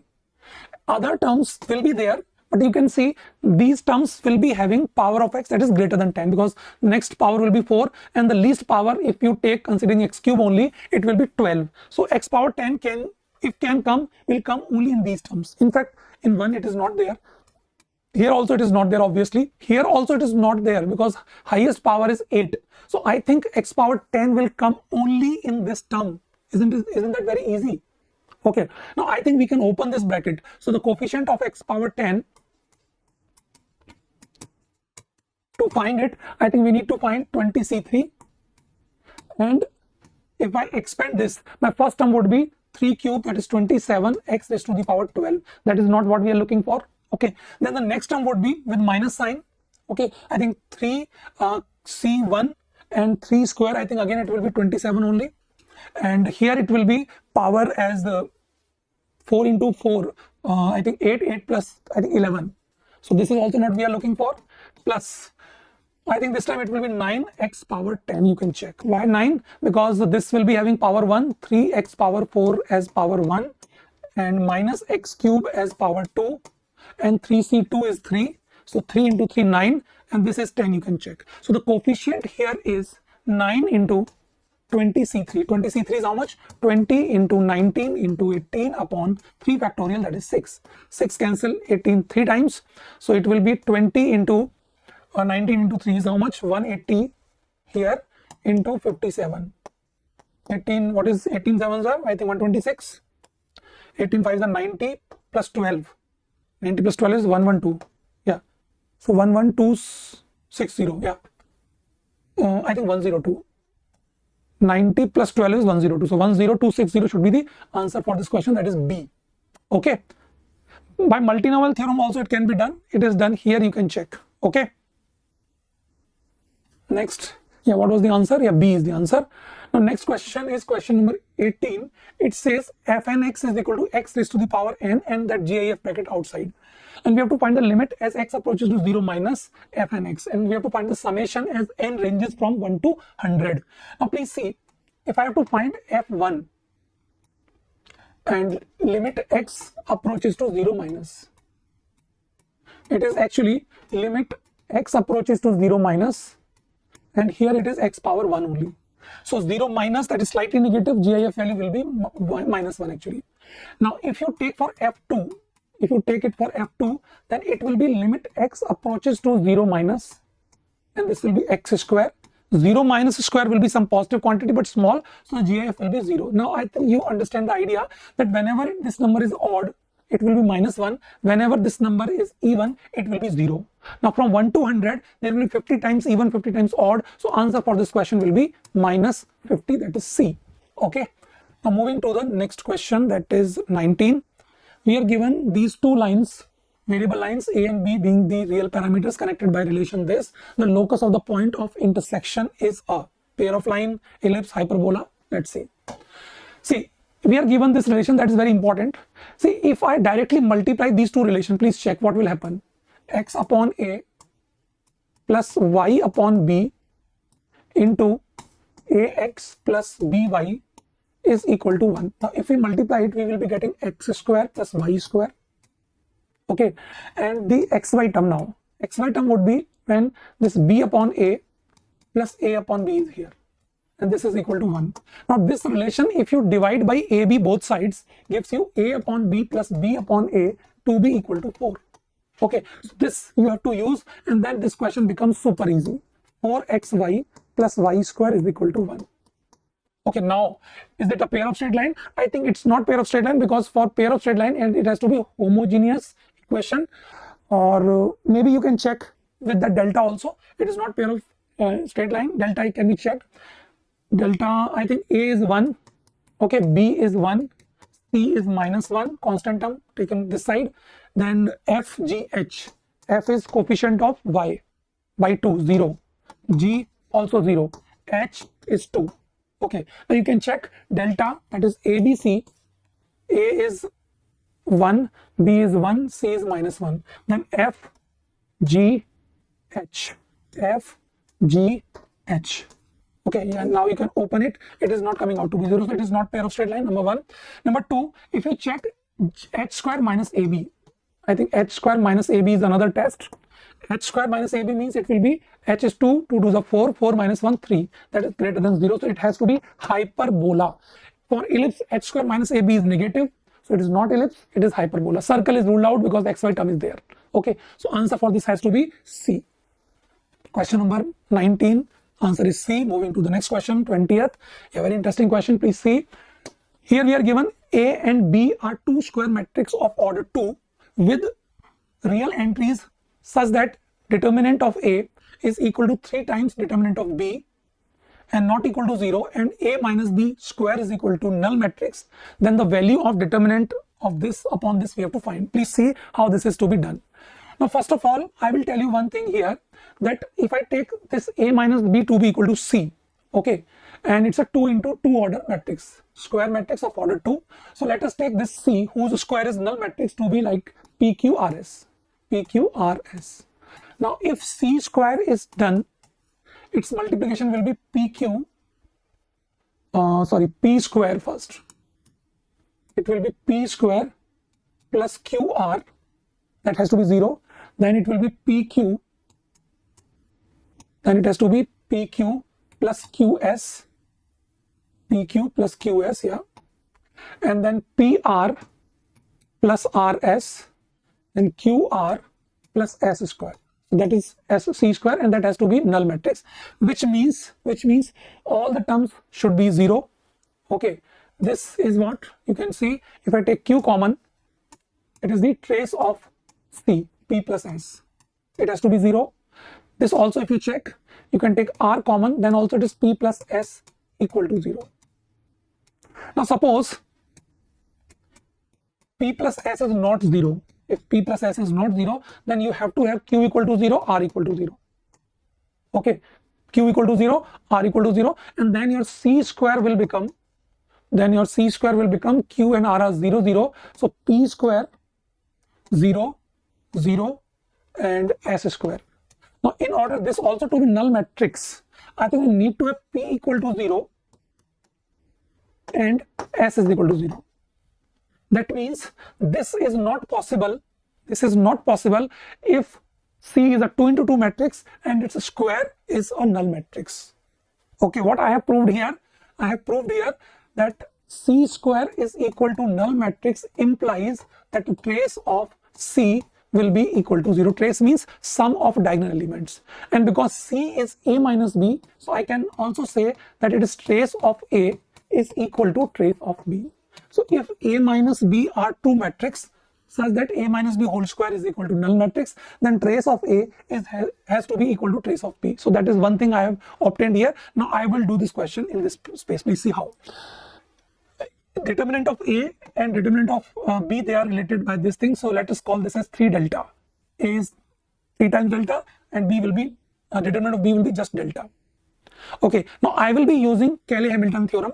You know, for any matrix, it satisfies its characteristic equation. So it will become A square minus trace of A into A minus delta, actually 3 delta into IA. I think plus delta here, plus 3 delta equal to 0. That's the characteristic equation of 2 into 2 matrix. Matrix square minus trace of matrix into that matrix plus the value of determinant of that matrix into I equal to 0. Now likewise for B also you can write B square minus trace of A, trace of B into B plus delta into I equal to 0. Okay, now because we know trace of A is equal to trace of B. Okay, if I subtract these two, what I will be getting? A square minus B square,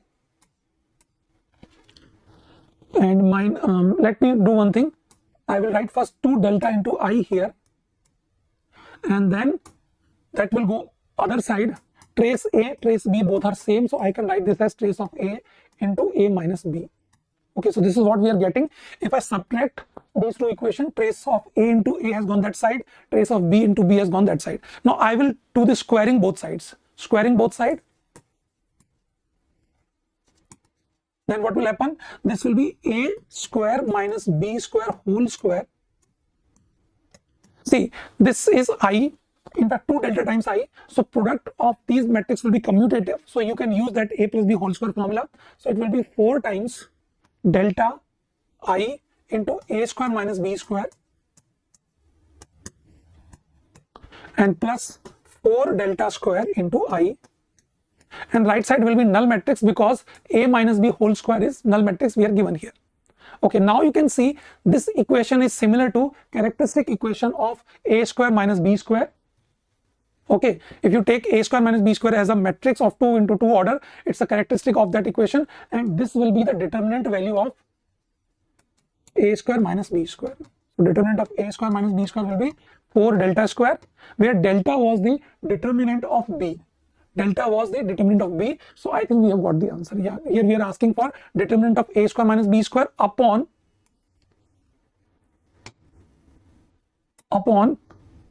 delta square. That is what we are looking for. So answer would be 4. Okay, so this complete this question.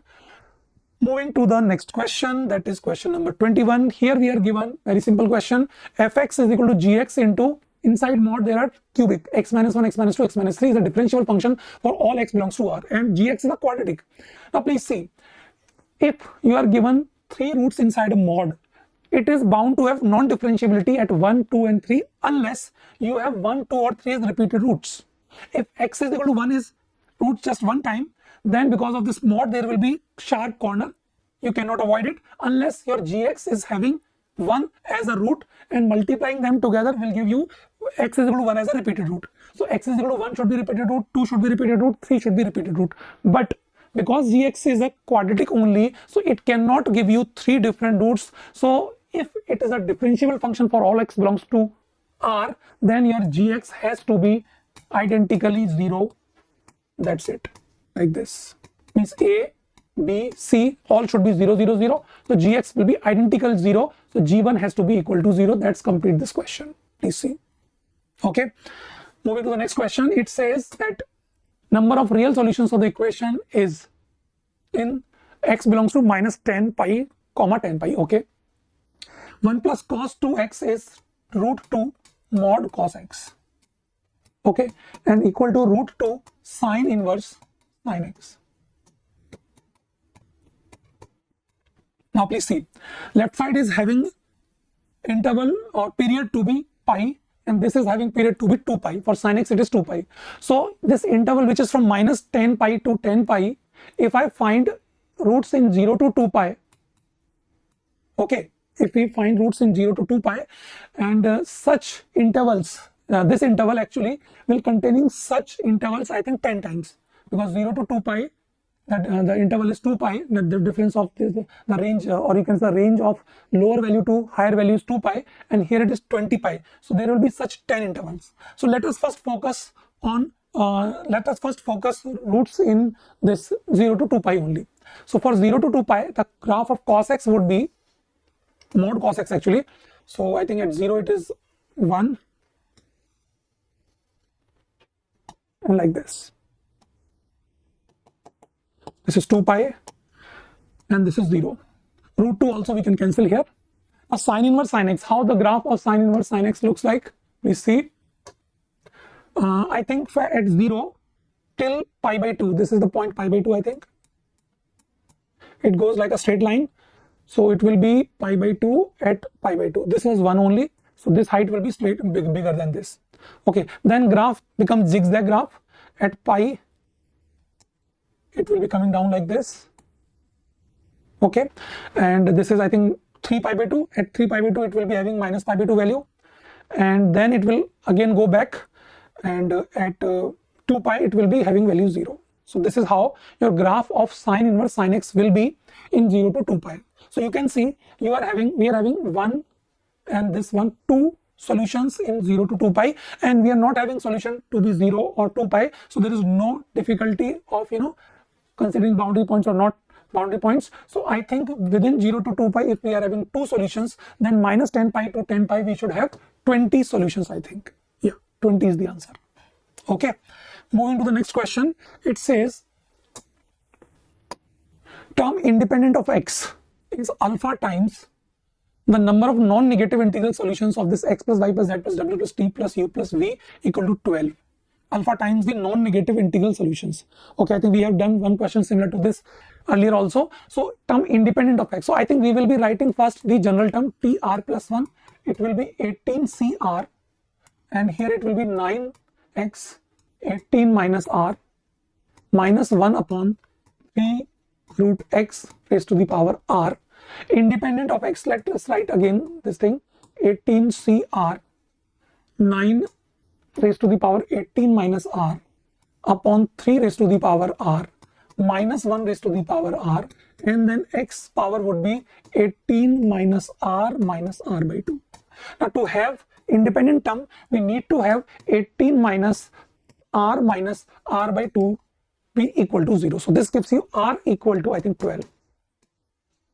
So r is equal to 12. So the coefficient would be 18C12, and this is 9 raised to the power 6, 3 raised to the power 12 into minus 1 raised to the power 12. I think they cancel. This is 1. So 18C12 only. Now here beggar coin method. 1, 2, 3, 4, 5, 6, 7. 7 beggar, 12 coin. So I think answer is 12. And directly 12 plus 7, 19 minus 1, 18C6. I think 18C6, 18C12 are same. So alpha times means alpha is 1. Then alpha is equal to 1. Okay. Moving to the next question, that is 24. Yeah, this question. 1 to x ft dt is given as this for x belongs to r minus 0. Okay. And we have to find 128 f2 equals r is the set of all real numbers. I think in such questions we need to do the differentiation. Now for this differentiation, please be careful. Inside this integration sign you have two things, x also, t also. So if you are going to use Newton-Leibniz formula, I think there is a special case when inside you are having x also. You start similar to that Leibniz formula only. So you will be differentiating x, that is 1 into x. Instead of t you will put x. But because you are having x inside, so you have to write one extra term, and that is just the partial derivative of function inside it. So it will be ft dt is equal to, here differentiation would be, because upper limit is constant, so minus 1, differentiation of x is 1, lower limit, so minus sign, and upon x cube. Now please see, from this we can get one thing. If you put x is equal to 1, okay, you will be getting f1 is equal to minus 1, isn't it? Minus 1. Why minus 1? Because this will be 0, so minus 1. That's it. Maybe this will be helpful to find some arbitrary constant that you will get in some differential equation. If you differentiate it once again, you will be getting x into f dash x plus fx. And now you can see the differentiation here is just fx, because there is no term of x inside, so there is nothing like partial differentiation term to be written here, which we wrote here. And on the right hand side it will be minus 3 upon, actually plus 3 upon x power 4. Okay, so this becomes x into f dash plus 2 fx equal to 3 upon x raised to the power 4.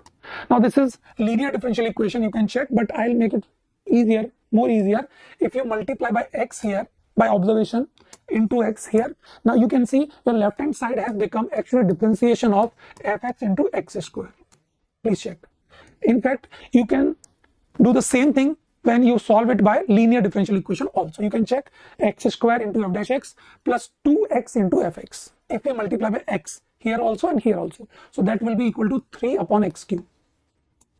Now we'll do the integration. So integration will be x square into fx on the left hand side. On the right hand side it will be minus 3 upon 2 x square plus some constant c. Yeah, correct. Now we will use this condition here. Put x is equal to 1. So 1 into minus 1, because f of minus 1 will be, f of 1 will be minus 1, is equal to minus 3 by 2 plus c. And this gives us c to be equal to 1 by 2. Yeah, 1 by 2. Now c is 1 by 2. Now we are looking for f of 2. So I put x is equal to 2. If we put x is equal to 2, we will be getting 4 into f of 2 is equal to minus 3 upon 8. Okay, plus 1 by 2. So this here, let us use this space. Yeah, it is visible. So 4 times f2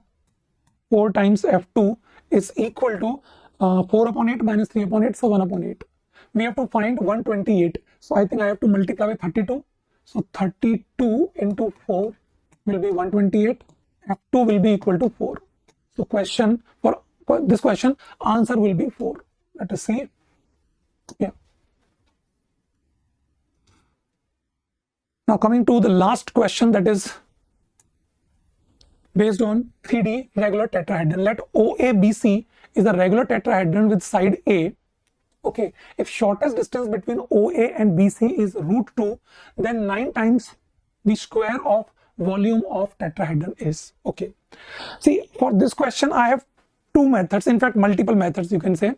So my one method is that let us make a regular tetrahedron with one vertex at origin and other to be at A, or let me not take it A because A is already there in the question. I will take PQR, P, Q and R. Okay, now if it is regular tetrahedron, then mod of P, mod of Q, mod of R, they should be equal. In fact, they should be equal to mod of P minus Q also, because the side P minus Q, and similar to Q minus R and R minus P, they all should be equal and they should be equal to side length A. Okay, now if you open P minus Q equal to A, you can check P minus Q whole square I will do equal to A square. So it will be P square plus Q square minus 2P dot Q will be equal to A square here. P square is A square, Q square is A square. So you can see P dot Q is coming out to be, I think one A square will cancel, A square by 2. In fact, it is very easy directly also that angle between this also 60 degree. This angle is 60 degree. So P dot Q will be A into cos 60. So A square by 2 only. I think P dot Q, Q dot R and R dot P, they will all be equal to A square by 2. Now how I am going to do this question next, these relations we have obtained. How to find the shortest distance? Okay, so suppose this is point A, this is point B. So how do we find the shortest distance? I think shortest distance, the formula is scalar triple product of difference of any 2 points. This is my OA line and this is my BC line. Okay, let me use this color, OA and BC. So difference vector obtained by difference of any 2 points on these two lines, you can take O minus R or R minus O also. So let me write it R here. And then other two vectors are vectors along the lines. So it will be P here and here it can be Q minus R or R minus Q, anything will do. We have to take the mod also. And upon, it is the mod of cross product of the direction vectors of the straight lines P cross Q minus R. Okay, and that will be equal to, we are given equal to root 2. It can be actually root 2 or it can be minus root 2 also. Actually, we have to put mod here. Okay, now this is a scalar triple product. I think you can add this R here. So this R can be cancelled. I hope you are getting what I am doing. It is just like property of determinant. So R can be cancelled. I'll do the calculation here. Okay, so if I do that thing, so here the scalar triple product PQR, I am writing PQR. It can be with plus or minus sign. You can check. This R will be cancelled by this. I think PQR. I think there is no change of sign. It will be PQR only after you cancel this R here. Okay, and see one thing. Here P cross Q. Here check one thing that P dot. I will do it here. P dot Q minus R is what? P dot Q minus P dot R, and I think it is equal to 0, which means P is perpendicular with Q minus R vector. P is perpendicular with Q minus R vector. In fact, this is some standard result we teach in our class that for regular tetrahedron, opposite sides are perpendicular. So this OA, BC are perpendicular. So these two are, if perpendicular, their cross product, magnitude of cross product will be A into sine 90. Magnitude of P is A, magnitude of Q minus R is also A. So A square into 1. Okay, and that is equal to root 2. Okay, so that is one thing. One more thing I have to do, I will do it here, that scalar triple product PQR square, if we have to find, then it is determinant P dot P here, that is A square. Then P dot Q here, that is A square by 2. P dot R, A square by 2. Second row, Q dot P, A square by 2. Here, Q dot Q, A square. Q dot R, A square by 2. Third row, R dot P, A square by 2. A square by 2 and A square. So if you take A square common from first row, second row, third row, I think you will get A raised to the power 6 here. Okay, and you do this calculation, I think it becomes 5 by 4 minus 3 by 4, I think 1 by 2. You can do the calculation, 1 plus 1 by 4, 5 by 4, 5 by 4 minus 3 by 4, yeah, 1 by 2 only. So this is the square of scalar triple product PQR will be equal to this thing. Okay, now I will use this and this to get the value of A, and because we know the box of PQR, we will be able to get the volume very easily. So now using this, let's do the squaring both side here. Let's do the squaring both side here. So the square of this will be a raised to the power 6 by 2. On the right hand side, 2 into a raised to the power 4. If you solve it, I think you get a to be equal to, yeah, 2. A to be equal to 2. So if a is 2, and square of volume means what? Is it written? Yeah, it can be seen. Volume of volume square will be equal to 1 upon 36 into PQR whole square. So that will be equal to 1 upon 36 into PQR whole square, that is a raised to the power 6 by 2, and a is 2. A power 6 will be, I think, 64. 64 by 2 is 32. Yeah, 32. And that is equal to 8 upon 9. And we are looking for 9 times the square of volume of tetrahedron. So answer for this should be 8. Yeah, answer is 8. I was saying there can be another method also. I will tell you how. Please listen carefully. Suppose you have a cube and you can do this thing in your room wherever you are sitting. Okay. Now if you draw face diagonal from origin, let us say this is origin, I'll use different color here. This is origin. So face diagonal 1, face diagonal 2, face diagonal 3. Okay, in the diagram it may look different length, but I think they have to be same. Suppose your cube is having side length to be c, then this will be c root 2, this will be c root 2, this will be c root 2, and here if you join these vertex also, I think you can check, this is also c root 2. Okay, if you join this with this, this is also c root 2 and this is also c root 2. Okay, so you can see we are getting a regular tetrahedron coming from this cube of side length c. Okay, now suppose if I take this as O and this as A and this as B, C.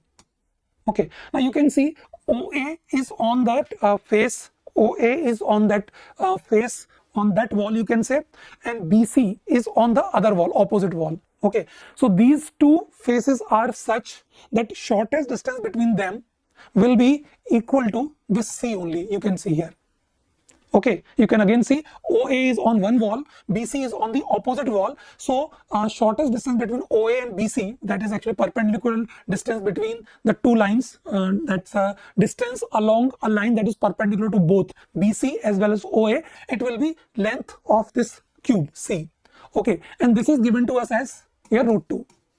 So the side length of this cube, side length of this tetrahedron, that is C root 2, okay, will be equal to 2. So from here also we can get this A equal to 2. I think this is written directly from this kind of, a result, if you remember. Okay, and after that you can find the volume. I think this can be done similar to this only, which here I did in my previous slide also. So answer is 8 upon 9, and 9 times if you do, it will be 8. So this completes the solutioning of this paper. I hope you will like these solutions. Thank you so much. I'll come again with more papers. Thank you. Till then, bye.